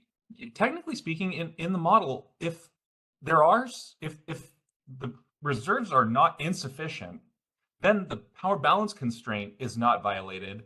And so in one way of looking at it, like the probability of load shed is actually zero, right? Because there is enough. But then on the other hand, you might use data looking at like when there was a 20% lack of reserves, in the next 5 hours, there was a controlled load shed 20% of the time. And so if the LLP were look ahead to a few hours, then that might be an elegant way of solving our premeditated scarcity pricing appearance concern. Thank you. That's all. Yeah, great point. Yeah, great point, Sean. And you're right. The LLP is assumed to be a look ahead calculation, because you're right. If you're looking at any given market interval, if you have enough, then you have enough. So the probability of load shedding is either 0 or 100. And so the idea would be exactly, you're right, that we need to, and it kind of ties into our morning discussion about finding, the look ahead horizon with which we define the sort of margin, where at any given point we have X amount of operational supply, meaning that if your definition is 1 hour, you would want to know what's the most amount of supply I can get out of the market given the bids that I've got in a 1 hour time frame. And that could be one way of defining, your available reserves. And then given, let's say that number is 2,000 megawatts, you say, okay, well, if I have 2,000 megawatts of, latent supply that's actionable over the next hour, here's the probability that within that hour that I'm going to lose load, and it might be, 1 in 10,000 chance or something like that. Yeah. So I think we're on the same page there, that you do need to think of this in a look ahead scenario. Oh, sorry, one more thing. The uncontrolled load shedding. I'm not familiar with this. It feels like maybe it's more of a local or distribution site issue, but like if there were a 20% operating reserve insufficiency, is it the case that like some local areas become insufficiently charged and have an outage so that everything's fine on the system level, but something uncontrolled for some neighborhood went wrong? Is that what we're talking about for uncontrolled? It's a fantastic question, and I might see if Danny or somebody else from the ISO might want to take that with some more experience on that side, what that might look like. And if not, then we can, make sure to clarify in a future meeting. I mean, I think when I write when I think the term uncontrolled load shed in this context is intending to mean that in a controlled load shed scenario, you have the ISO or the RC, somebody who's directing a load serving entity to drop a certain amount of load in a controlled way. And the uncontrolled portion is just to assume that there is load that's being shed that's not controlled precisely or directed by the ISO. Danny, you got anything more to add to that? it's a little bit of a subtlety about what we mean, and which type of load shed. I think the ISO BA's preference is for controlled load shed. If it goes short of NERC and WEC required operating reserves, then it will direct some of the loads that it's managing and the big IOUs, for example, to potentially shed blocks of load. Yeah, if there were uncontrolled load shed, then that combined with a look-ahead controlled load shed, I feel could be extremely powerful in defining the shape of the ORDC. That sounds fantastic. Thank you. The look-ahead controlled load shed, that's almost a little tricky too, because I don't think the ISO would be planning to shed load looking ahead. It might see a shortfall and be trying to take a lot of corrective actions, which I think Mark was pointing out are pretty hard to price, but I don't think it would, especially the farther you go out with the way that hourly interties are cleared by the ISO markets, I don't think it would be planning to load shed. It would be seeing a shortfall and then using the market and out-of-market actions to try to correct for it. It would be a probability, yeah. It exists in the data, though. Like in previous instances of controlled load shed, there was, for example, a 40% insufficiency of spinning reserve 3 hours before. You know what I mean? And so that kind of observation would be able to define a probability distribution. Notwithstanding your point that ISO doesn't ever want to plan for load shed, that point is well taken, I suppose. The other thing that, when you mentioned spinning reserve, it's worth pointing out is the existing paradigm, where the ISO is procuring 100% of its contingency reserves in the day ahead, and then only procuring incremental in the real time. So the other aspect of this is what reserve product would you be going short of in your real-time market look ahead horizons? There's one world which we've talked about where AS is re-optimized in the real-time market, but then this might be a different reserve product, like a 30-minute reserve product, which isn't explicitly tied to NERC and WEC compliance standards, which different actions could be taken off of. Certainly. Thank you. Yeah, great questions. And thanks, Danny, for jumping in there. Scott might have more to add on this. Yeah, since I was the one who brought this up, when I was talking about uncontrolled load shedding, I was thinking about August 2003. If First Energy had had another 500 megawatts or had any reserves left, they could have restored flows and not caused a cascading outage that didn't result in 500 megawatts of load shedding. It was 50,000 megawatts for 3 days in some places. And we have uncontrolled load shedding in other events, and it tends to be associated with no reserves. And so there's this situation in all the areas. If you get down too low and something bad happens, that was what ERCOT was worried about during the storm. If you don't shut enough controlled and something bad happens, you have no reserves, then something really bad happens. You black out Texas or you black out the Midwest or whatever. So that, I think, is the trade-off of, when you have too little reserves, bad things, there could be worse things than shutting 500 megawatts for a few hours. Thanks, Scott. And Scott, kind of adding on to that, the uncontrolled load shed could be due to a lack of reserves, but it could also come from other reasons, right? Like, I think the NERC 2003 blackout was some cascading transmission outages that weren't planned for, like an M-1-1 type of deal, which then cut into the reserves. Right, but the other... There's a transmission security piece as well. Right, but the reason they couldn't relieve it was they had no reserves. So First Energy had nothing left, and they were gutting it out. And sometimes when you gut it out, you have no margin for when things start going bad.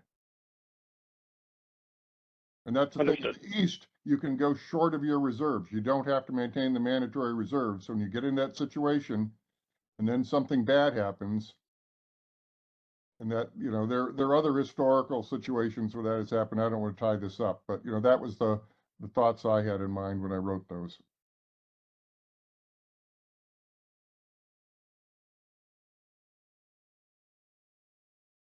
Thanks, Scott. Any questions remaining from the working group?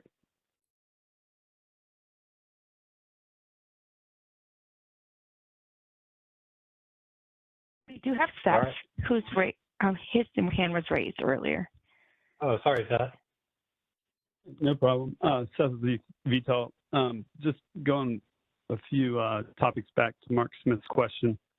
There are at least two different ISOs that do repricing for out-of-market actions, one of which was just approved this week by FERC, SPP's filing, where they'll add emergency imports back into the load forecast in their pricing run to effectively get a counterfactual price as if those emergency imports were not there.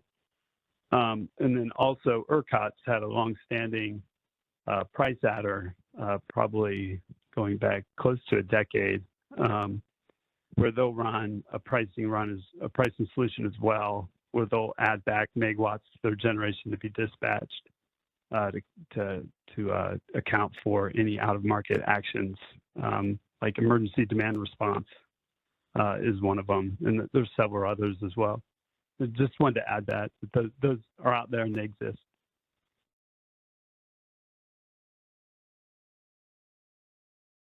Thank you, Seth. All right, I think we can proceed to the next slide. This may be my last slide before I turn it to Seth, but I just wanted to bring up a couple of additional challenges and considerations for the working group to consider as we move forward. And of course, we're not expecting decisions to be made at this point, but these are just, discussion topics for people to think about in time for formal comments coming up in about a month or so. But depending on the methodology, estimating value of lost load can be very complex and resource intensive. And we described the way that the MISO got around.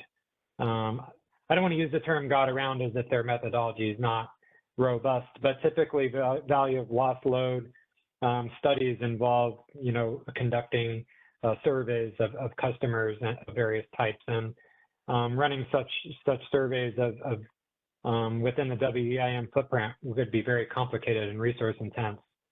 So depending on the methodology, you might be looking at a very complicated endeavor here. Second, value of lost load studies often rely on stated preference methods. And just to some background on stated preference, essentially that, these types of studies are going around and surveying people hypothetically what they would be willing to pay to avoid, interruptions in their electric supply. And, methods like that have limitations. What people say they're willing to pay in hypothetical scenarios may differ from their actual behavior during an outage.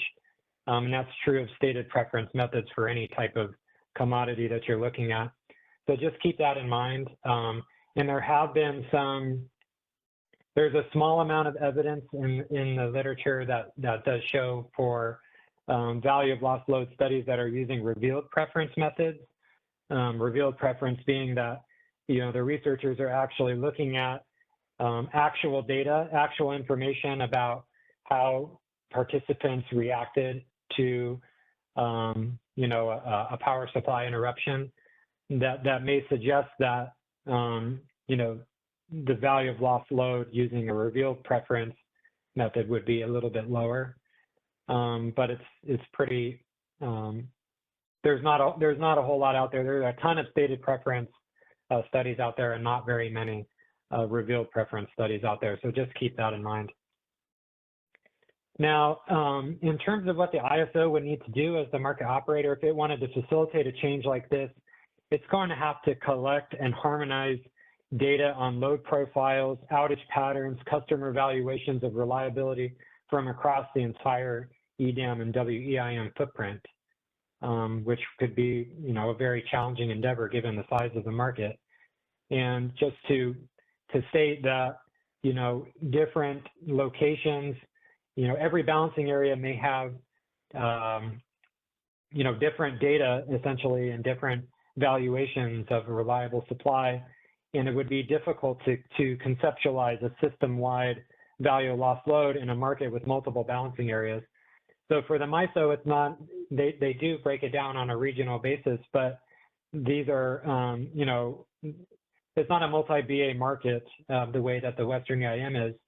And so the concept of a system-wide value of lost load is less straightforward in our context because each BA is responsible for its own resource adequacy. And so therefore each BA may have different reliability standards, different planning reserve margins, different tolerances for outage costs.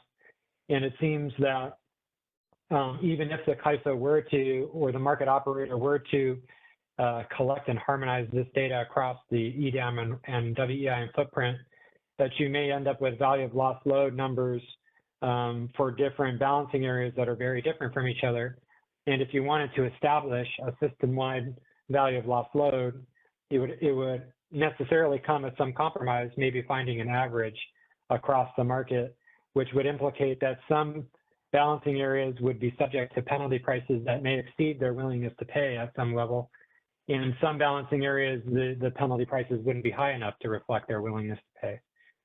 And so it's not a, I don't see it as a path forward where each balancing area would have different penalty prices established to it, because I think that all sorts of, one, it would be incredibly complex, but also that could introduce some very wacky market outcomes to have that. So the concept of harmonious penalty prices is still very important. The last thing I'd like to add is that it's unclear to the ISO at this time whether even the sufficient data exists to perform accurate loss of load probability calculations in WEIM balancing areas, since one, not all resources are participating in the market at any given time, and two, there's no WEIM-wide market for operating reserves. So the loss of load probability calculation for the ISO balancing area would be relatively straightforward, because all of the ISO's resource adequacy supply is participating in the market. The ISO has good information about its level of reserves at any given moment, but this same type of information would not be apples to apples when looking at other balancing areas across WEIM, where you have non-participating resources, you have WEIM entities who are responsible for their own, meeting their own operating reserve targets. It's not clear to the ISO that we would be able to gather the right information to know, what the reserve, quote unquote, reserve margin for any individual balancing area in the WEIM would look like. So just some complications to think about. And there may be ways to overcome these complications, but these are, from the ISO's perspective, these are things that we would like to bring up to the working group here. So I'll pause here on this slide, which I think, operator, can you confirm this is my last slide in the deck?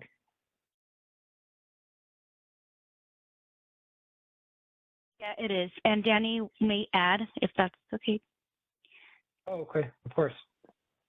Yeah, James, everything you said sounds entirely correct, but it's worth paying attention to that first sentence in the fourth bullet, that the WEIM and EDAM are operating under different resource adequacy paradigms. So as a baseline for pursuing a vol, we'll collectively need to figure out how to normalize for those different RA programs across the market footprint. This is fundamentally different than implementing a vol in maybe MISO, for example, where there's a common capacity market. There's a different capacity valuation within the market footprint that we will have to accommodate and ultimately normalize for.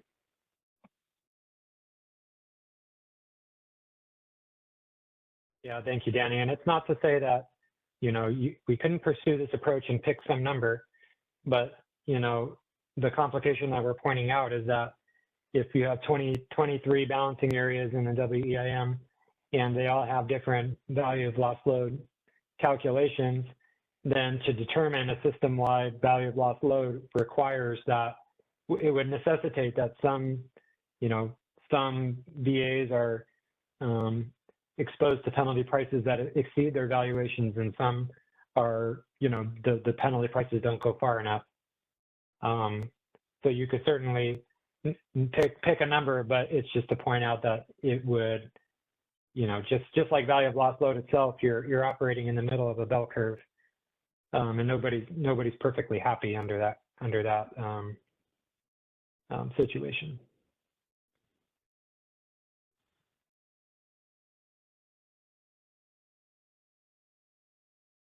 Any questions or comments from the working group, or anyone would like to share, you know, after this presentation, some sort of gut reactions or gut feelings about the concept in general?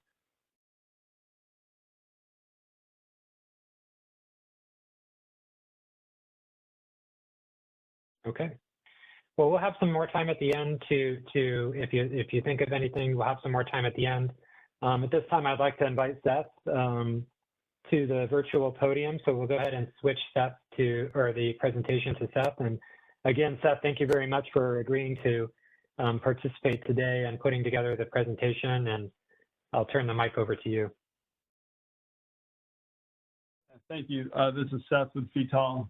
I appreciate the opportunity. It's nice that CAISO is allowing stakeholders and to give some presentations and to present their views on scarcity pricing. I think I'll go through my first couple slides rather quickly. One second here while I get my screen set up the way I want them. Okay, let's go to the next slide, please. Okay, so I include some background here. I think James has went through a lot of background himself, so I'm not going to get into this too much. I think the importance of scarcity pricing is really about driving behaviors through responses to efficient prices. In particular, is sending good and efficient prices before it's too late. So in other words, are we incentivizing behaviors before we get into a shortage condition? And that could be load, passively responding or actively responding to prices through particular products, or it could be supply, making sure that they're online or bringing new resources online in advance of an event. We'll go to the next slide. Here I just wrote down the CAISO problem statement. This is the problem that VTOL has been focused on and what we've been thinking about. And we're in the camp that prices should rise gradually. There's different ways to do that, as James noted. But we particularly focused on solving this particular issue to get prices to increase more gradually as they approach a shortage condition.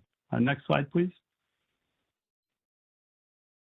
So we've seen this, James presented, I think, twice today, so I'm not going to belabor this point too much here. I just want to say that RTOs and ISOs have different megawatt requirements and penalty price values for the reserve demand curves, and all of them currently are using stepwise curves other than ERCOT, which has a continuous function. We'll go to the next slide, please. And I'll spend a little bit more time here. This is MISO's proposal right here, sort of graphically laid out. You can see in the dotted lines, this is their current ORDC that they've had in place for many years. And you can see the proposal in the green. And one point that MISO is making is exactly what James has been saying, what I'm saying here today, that MISO wanted to see prices rise more gradually. And the reason for that is they wanted to see the shortage pricing reflect the expectation of a potential load shed event. And as you know, as reserves degrade, you see more and more of that opportunity present itself, and they want that reflected into prices. So you can see what they're doing here is they're keeping some of the steps at the very low ends of the ORDC, but then they're moving to this continuous function, which is LOLP, the loss of load probability times the vol. And in MISO's case, they're using, to set the curve value, they're actually using a very high value of vol, but then they're capping it at sort of the lower end values of vol.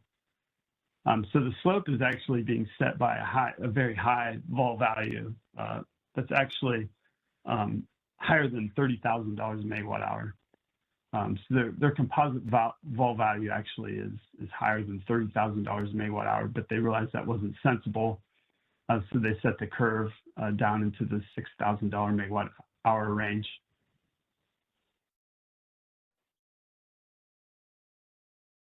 Okay, next slide, please. So this is what VTOL supports. We think that having prices rise gradually is the right way to do it. And you can do this through an enhanced operating reserve demand curve. We think it should apply in the real-time and day-ahead markets. And we see the value of this being that you have these price signals ahead of the shortages. Prices can rise more gradually, and you get away from binary and sporadic price movements. And it really comes down to efficient financial incentives and having people take appropriate actions through prices. And having this kind of continuous curve, I think, also helps with other things like day-ahead activity in day-ahead market. I think people compete for hedges more if they have these price signals and they don't view it as, well, prices most likely won't really rise today like they do, 98% of the time. So there's really maybe no need to participate in the day-ahead market if you're a load. So you may see load underbidding. So I think having this price formation incentivizes people to participate in the markets as well. And it also gives a signal to generators that if they, there's a couple different signals really. I mean, if you're in real time and you see a reserve shortage and they have a day-ahead award, then generators going to have more risk if they were to trip. So they may be incentivized to have their units online and be able to perform through events because ultimately they're wearing that risk of buying back their day-ahead position in real time if their unit isn't there to cover and produce. So I think it has some reliability benefits as well. Okay, good. And I guess we'll go over this graphic a little bit. This is kind of what James was talking about and what I've been referring to. So you can see the vol times the LLP sets the curve value. Terminal value of the RDC curve is the vol. And then you have a minimum reserve requirement. And that's supposed to reflect the point where you may be taking out-of-market actions, or you may be into involuntary load shed event to protect your reserves. And that's where the vol, you effectively reach your vol value on the curve. So that's the LLP equals 1 at that point. So this is kind of the theory behind it. Okay, we'll go to the next slide. So this is my last slide, and I've been in the ERCOT stakeholder process for probably over almost 20 years. So I've seen how their RDC is implemented. Now we have MISO also looking at an RDC curve as part of their scarcity pricing mechanism. And there's a couple parameters here that you really want to focus on when you think about an RDC curve. The first one is that I have listed here is the loss of load probability, and that's basically a short-run probability. In ERCOT, they use it over the next hour that unanticipated increases in load or decreases in available generation would reduce operating reserves below the minimum contingency, the minimum reserve value, which we saw in our previous slide, as where you equal vol on the curve. And more specifically, how some of the ISOs have done this, they do it with Monte Carlo draws, basically, and they're comparing the hour-ahead forecasted level of reserves to the level of reserves realized in real time. And the gap between these values is termed reserve error. And it's assumed to follow normal distribution, and they effectively set the LLP at those values. The next is a scarcity valuation, which is the vol value. And this should as James has noted, it should approximate the average cost of involuntary load shed or other non-market actions. I think one thing that's really important to note when you set these vol values, because you are looking at a pricing regime that's administrative and can have some pretty stark financial consequences to them. These circuit breakers are very important. I think that this has shown itself time and time again. For instance, in PJM, it had an issue not with the RDC per se, but the Northern Neck Peninsula congestion issue they had, I think, like 4 years ago, where they had they were hitting their penalty values on their transmission penalty curves for maybe a couple of days, and because they didn't have a circuit breaker, PJM had to file tariff waivers to effectively rein that price in, so that it didn't just sit there and persist indefinitely through the event. And this caused a lot of consternation in the market, as you could imagine, when there's no rules for engagement, no one understands any rules going into an event like that, and then all of a sudden, the PJM has to file tariff waivers, and everyone's intervening, and it causes a big stir. So, long story short is, those are very important, and they have to be durable as well. ERCOT had a circuit breaker going into Winter Storm Uri, and it didn't work well because of the way that it was constructed. So they learned the hard way, even if you have a circuit breaker, if it doesn't work well, it's not constructed right, then it doesn't do anything in the end. And that was certainly part of the problems with Winter Storm Uri and ERCOT. So just wanted to highlight that these circuit breakers are extremely important to be done right. Minimum contingency values, we've gone over that. This is an indication where your reserves are so low that you're undertaking or preparing for emergency actions, or maybe you're already in the emergency. And then I think the other important thing that James has talked about is the reserve types and megawatt levels to be included in a reserve requirement. Getting back to his slide where he shows all of the ISOs and RTOs, some have their RDC megawatt requirements that go further out into the spectrum of reserves, so they start much earlier than others. I think you can look at MISO and what they're doing.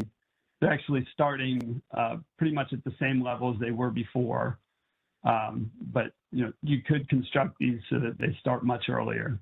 So that's another thing that I think is important as we talk about NORDC. With that, I think that's all I have.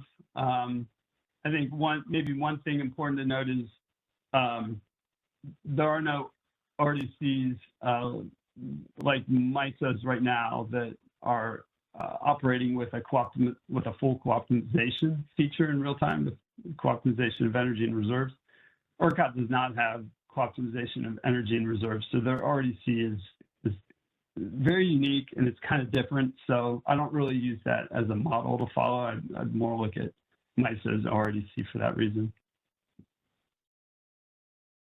And also, ERCOT's an energy-only market. It's a completely different construct altogether. Thank you, Seth. I do have a few hands from our panelist group. So James, go ahead. Thanks again, Seth. Great presentation. Thanks for being a vanguard for these types of presentations in the working group, and hope to see more of them from more of you in the future. My question is on the left column here, where the loss of load probability is estimated over the next hour. Does that correspond with any of the reserve products in the ERCOT market? For example, do they have what we call an hourly reserve product that they're procuring? Not currently, no. They have products that, like they have a 10-minute product and a 30-minute product, but those are the response periods. The duration of the product, though, has to sustain in some cases greater than an hour. So I want to be careful how I answer your question. They have a 10-minute contingency reserve. They have a 30-minute non-spin product. Those are all based on the response period. Although I think with the non-spin product, they do have to sustain a duration longer than an hour. So. Okay, interesting, because I'm just trying to see if there is a connection between, this time frame with which you're establishing your LLP look ahead to and the reserved product characteristics itself, which constitute the ORDC. And it seems like there's not necessarily, at least in ERCOT, a one-to-one relationship. Yeah, I'm not seeing that, and I can't recall exactly why they set it at an hour. That decision was probably made back in like 2014-ish. I don't know how they exactly came to that hour horizon. It may have just been an artifact of that's the day ahead time period horizon, although I'm not sure. Mm-hmm. Thanks again. Mm-hmm. Yep.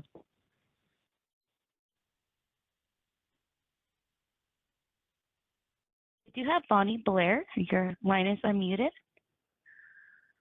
Hi, this is Bonnie Blair. I work with the Six Cities group. Thank you for the presentation. You talked about the importance of the circuit breaker, but can you describe kind of the conceptual basis for quantifying the circuit breaker and the triggering criteria? In other words, is there kind of an accepted or common way of deciding how to construct a circuit breaker? Yeah, sure. That's a great question. So in MISO, they're going with 4 hours at the vol value. So in other words, if you have a pricing event in real time that's persisting for 4 hours at the $10,000 per megawatt hour vol value, then they'll reduce it. They'll reduce the vol value. I think that's $3,000 megawatt hour. I think that's what it is. I mean, maybe this is in their filing and I can find it, but how did they decide 4 hours was the magic number as opposed to 2 or 6 or, It's a great question. I would have to dig through some more things and maybe ask around and find out from some of the architects. I don't know. I will also offer that in ERCOT, their circuit breaker is more based on net margins into the market. So it's not based, I mean, they have a couple of circuit breakers, but the traditional circuit breaker in ERCOT is based on a dollar threshold, which is kind of another way that you could do it. Although after Uri, they went with a belts and suspenders type approach. So they have not only a net margin threshold, they also have a threshold just based on the timing of being at the pricing cap. So they kind of have a hybrid. Can you explain the net margin? Yeah, the net margin, it's based on a proxy unit. So if prices, it's actually done over a year's time. So if the net margins of this proxy unit exceed a threshold throughout the year, when you hit that, then you lower the offer caps, actually. So by net margin, you mean like revenues versus the cost of the proxy unit. So it's a profitability Exactly. concept. Okay. Exactly. They use a 10 heat rate unit as a proxy resource. So anytime the inframargin returns are above the 10 heat rate unit, it tabulates towards reaching the threshold. And the threshold is based on a cone value, a multiple of a cone value, cost of new entry. Okay. Okay, that's helpful. Thank you. Mm-hmm. No problem. Next, we do have Michaela. Go ahead and introduce yourself.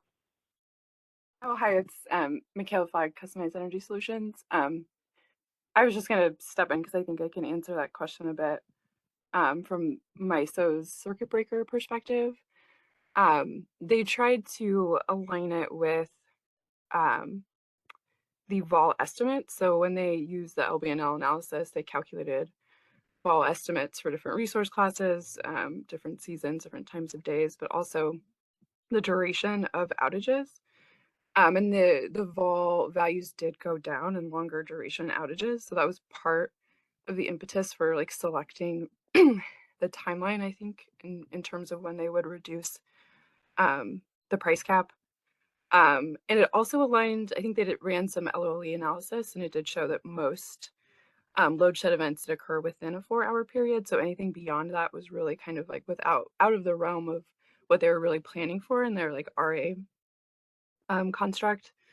And then also just to clarify too that the vol is the administrative price during load shed events. And so the circuit breaker goes into place when there's been load shed for 4 hours and that administrative price is in place. So even if you're really short reserves for like 9 hours, but not quite at load shed, then the circuit breaker wouldn't kick in. But yeah, so there were a lot of different discussions that took place that are probably on MISO's website. That would be a good place to reference, but that's what I have in my memory.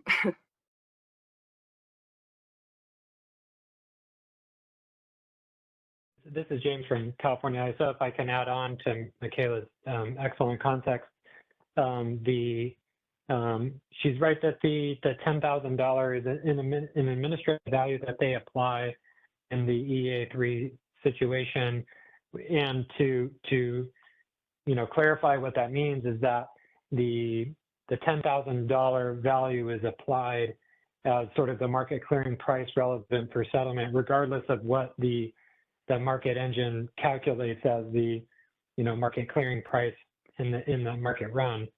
So it's like an inserted settlement price, and that's not something that California ISO does in its market today. But I just want to flag that on February 6th, when we talk about market mechanisms during emergency conditions, that's something that the ISO plans to discuss with this working group, is whether or not the ISO should consider establishing an administrative price level during an EEA3 load shed event, like the one that MISO is doing. And Michaela can correct me if I'm wrong, but I believe that establishing the $10,000 as an administrative value is part of the filing. So this is something potentially new that MISO is doing in establishing this administrative price level. And so we're very curious to, the various elements of the filing, how FERC will rule on that. I hope that helps. Yeah, they've always had, well, not always, but since their original like $3,500 vol value is established, they've always had that administrative piece. So that prices are just automatically at vol during load shed events. Okay. But so they're just changing, they're changing the value, and then they're also adding this circuit breaker. There's like another kind of circuit breaker type mechanism that they put into place a few years back too, that does specify there's some load shed events where the vol administrative price does not apply, but that gets more complicated, but it could be like useful to talk about too. But they essentially had like load shed events during or after like massive hurricanes, and sort of decided that that wasn't an appropriate time to put vol pricing into place. So yeah, I want to say that was probably 2 years ago. It's called a forced off asset proposal. So that could be another point, another good thing to look into. Michaela, sorry to put you on the spot, but do you know if the MISO uses administrative values, pricing values for reserve prices also during load shedding events, or just for energy? Yep, no, it's energy and the MCPs for reserves, for the like location, so any node and the location, like the boundaries of the load shed event. Okay, got it.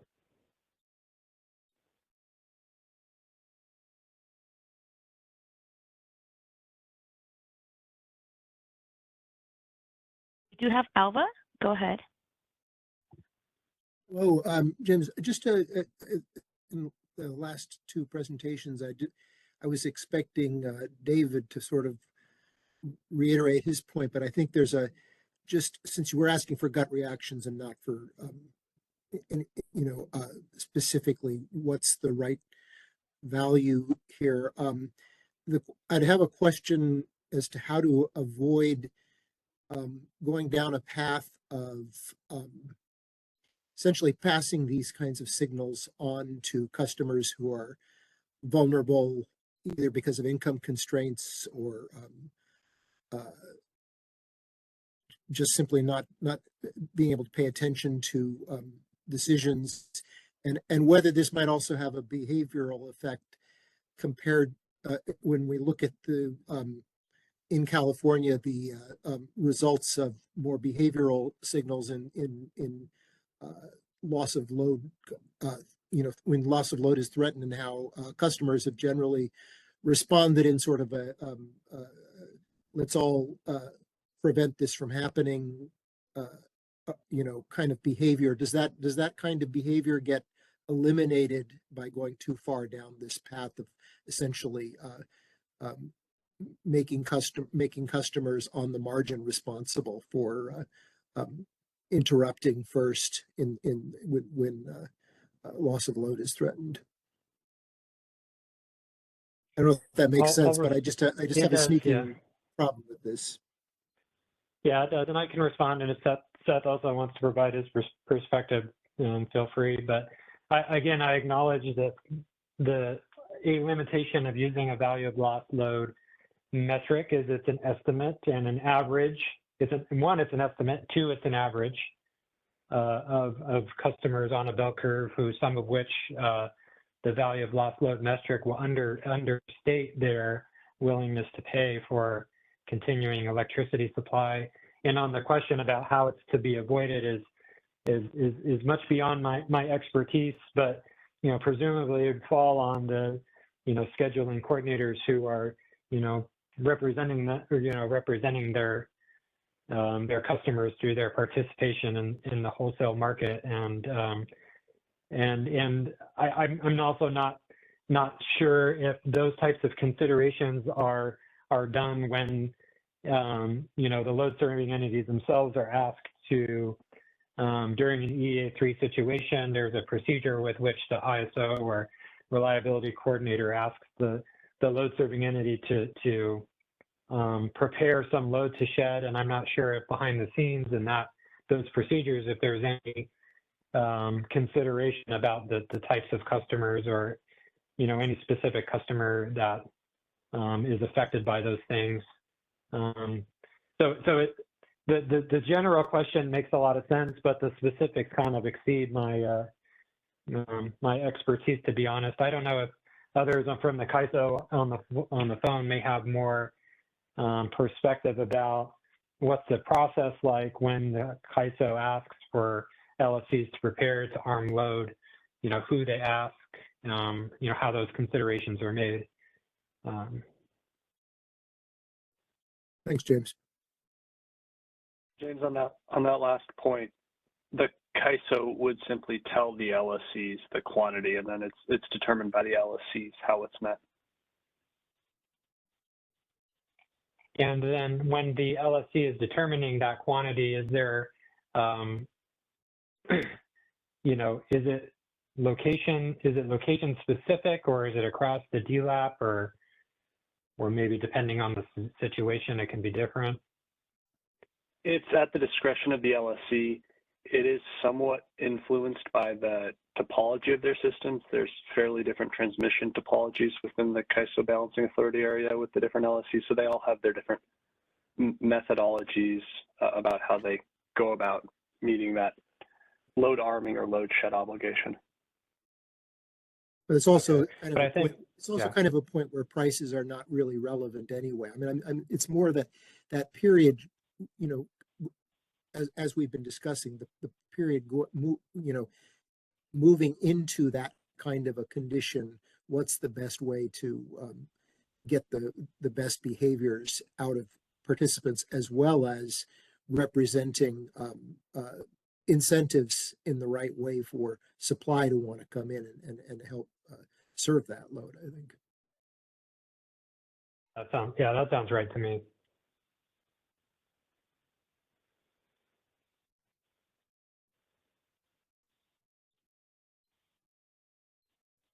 We do have Vijay next. Yeah, hi, this is Vijay Singh from Pacificor. Seth, thanks for the presentation. Really appreciate you putting this together. I was just curious if you had any ideas on how an ORDC-like mechanism could be used in the EIM today, since it's not clearing any operating reserves for EIM entities. So, like, just curious if you had any thoughts on that. Yeah, I think that is a complexity with this. I think, you know, I almost yield to James to give his take on that. But, you know, to be just at a high level, from my opinion, just, you know, because CAISO is not responsible for procuring reserves in the EIM, it feels like to me that it gets a little bit difficult to try to envision an RDC in a EIM area. But again, I'll yield to James to see what his thoughts are. Yeah, and it implicates our discussion this morning because depending on the route you go, you know, for example, if you do an extended FRP product, that does implicate the EIM, WEIM. If you try to apply an ORDC specifically to the CAISO's spin and non-spin products, that will not implicate the EIM. And if you create a whole new product, you know, somewhere in between, then you have to make a decision about, you know, whether and how that's procured across the broader market. And so I think it, you know, as one thing to make sure is clear that when we talk about an ORDC, it can be a curve that represents a single reserve, but it also can be a curve that represents a number of reserves in composite, right? So, you know, some of the stepped demand curves that Seth had shown on the screen and that we shared earlier, you know, with there's various steps, it implicates various reserves at different levels. And so it could be potentially that, you know, some parts of an operating reserve demand curve in total implicate the entire EIM, and some parts of it implicates only the CAISO, just given the nature of what types of reserves are procured where. And so it's just all stuff that we would need to think about. And I think if I can just say that, you know, moving out of the phase one working group for price formation, there was a lot of discussion that there's a preference from the working group to try to apply scarcity pricing procedures as symmetrically as possible across the market. You know, one for better market efficiency and price formation market-wide, but, you know, also not to get wrapped up into concerns about asymmetrical treatment in terms of settlements and other things that can arise. And so there's a potential prudency in coming up with a design feature that's you know, as uniformly applied as possible, so that we, you know, reduce these cases where there might be different outcomes from different people or different participants, which sort of delays the ability for us to implement something. So I hope that context is helpful, and let me know if there's any follow-up questions. Oh, that was great. Yeah, thanks so much for your thoughts on that.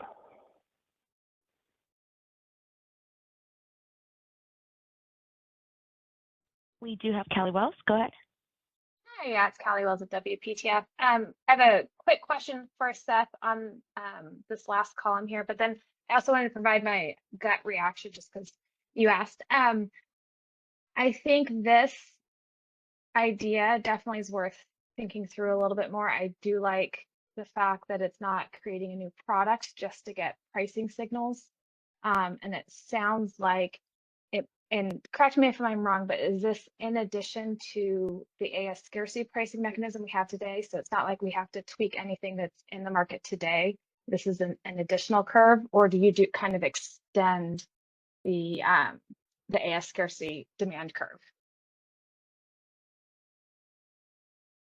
I think that it could just be integrated into one, because these can either reflect economic shortages, just the cost of foregoing reserves along the curve, or it can price actual shortages. but I think I could also envision a world with both. I'm not sure what James is envisioning, but I'd be curious to hear his thoughts as well. Yeah, I think it can be either. I think it can be either. That you could apply an extended. I mean, so the term operating reserve demand curve is a very broad curve, and technically, like from my view, the scarcity reserve demand curve is an ORDC. It's just not. It's only applying in cases where there's actual shortage, and that's that defeats some of the purpose of an ORDC. So when we say the term ORDC, again, I envision it as a composite curve that can potentially make up multiple or be composed of multiple products. For example, the scarcity reserve demand curve has 5 steps in it now, and it has 3 different products, regulation, spin, and non-spin, all part of the same curve. So potentially, if we wanted to extend the scarcity reserve demand curve to something that looks more like, Seth's presentation, we could do that. And I think that was, sort of option 2 that we presented this morning. So they all kind of tie in together. So all to summarize is that it's kind of up in the air.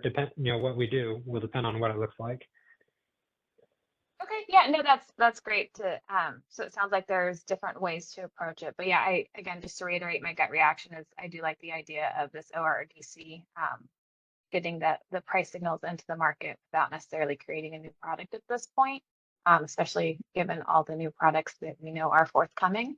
So thank you.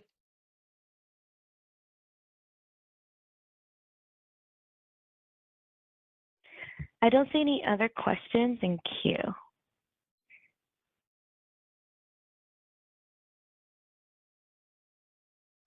Oh wait, Danny. Okay, well, I think.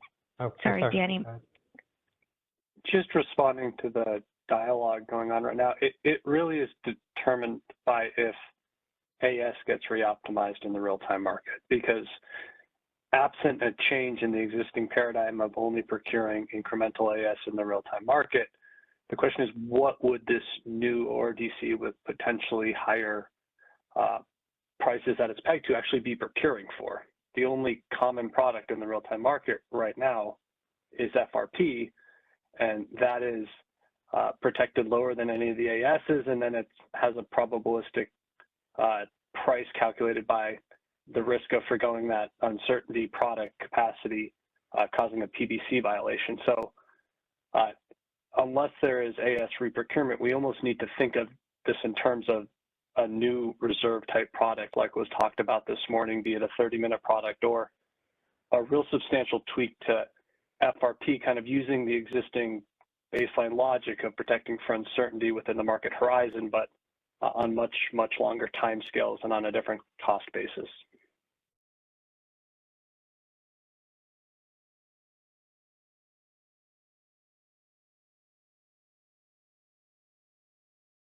Thanks, Danny. Seth, do you have any concluding remarks? No, I don't. Thank you. That's all. I really appreciate the opportunity. Yeah, and again, we appreciate your participation today, and hopefully encourages more folks to jump in and create some presentations. I think it adds a lot of good color to the discussion and stimulates some good dialogue. So thanks for doing that. I will take a last call for questions or feedback from these sessions today before we conclude.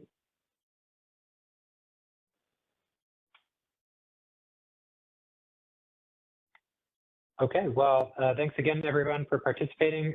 Just a reminder that the next session is scheduled for February 6th. We will take a break from the PFE series next week, so there'll be no PFE working group meeting next week. And the topic on February 6th is also scarcity pricing. And after that session, we will take formal comment from participants on the series of 4 sessions that we've held on scarcity pricing in this phase 2. So with that, I'll pass it back to Brenda to close us out. Thank you. Thank you. Thank you, James. And thank you, Seth. And thank you, Danny. I'm trying to see if I can share my slides. It doesn't look like the one slide deck I have here shows, but I'll speak on it. So for our upcoming meetings, we do plan to update those as a notice, as well provide those links with the presentations on the page as well. You can feel free to send us a link, email if you wish to present. Also, we do have a schedule that'll be posted soon with updated dates, as well other meetings that are happening are a few other working groups that are already getting added to our calendar, so make sure you keep an eye out for those. We also making sure that we don't overlap any other meetings within our stakeholder community for their meetings. But if you do like to present, feel free to send us over when that notice goes out or even earlier so we can make sure we can take you in. But at this time, I don't have any other updates. We thank you so much for participating in our all-day meeting today, and we look forward to others who are participating in tomorrow's storage call that will be happening virtual only. So that meeting has been changed to a virtual format from hybrid. So we thank you so much for everyone, and we will stay in touch. Thank you so much. Stay safe as well. Passing back to my event producer to close our call. Thank you. This event has concluded. Thank you for using event services. You may now disconnect.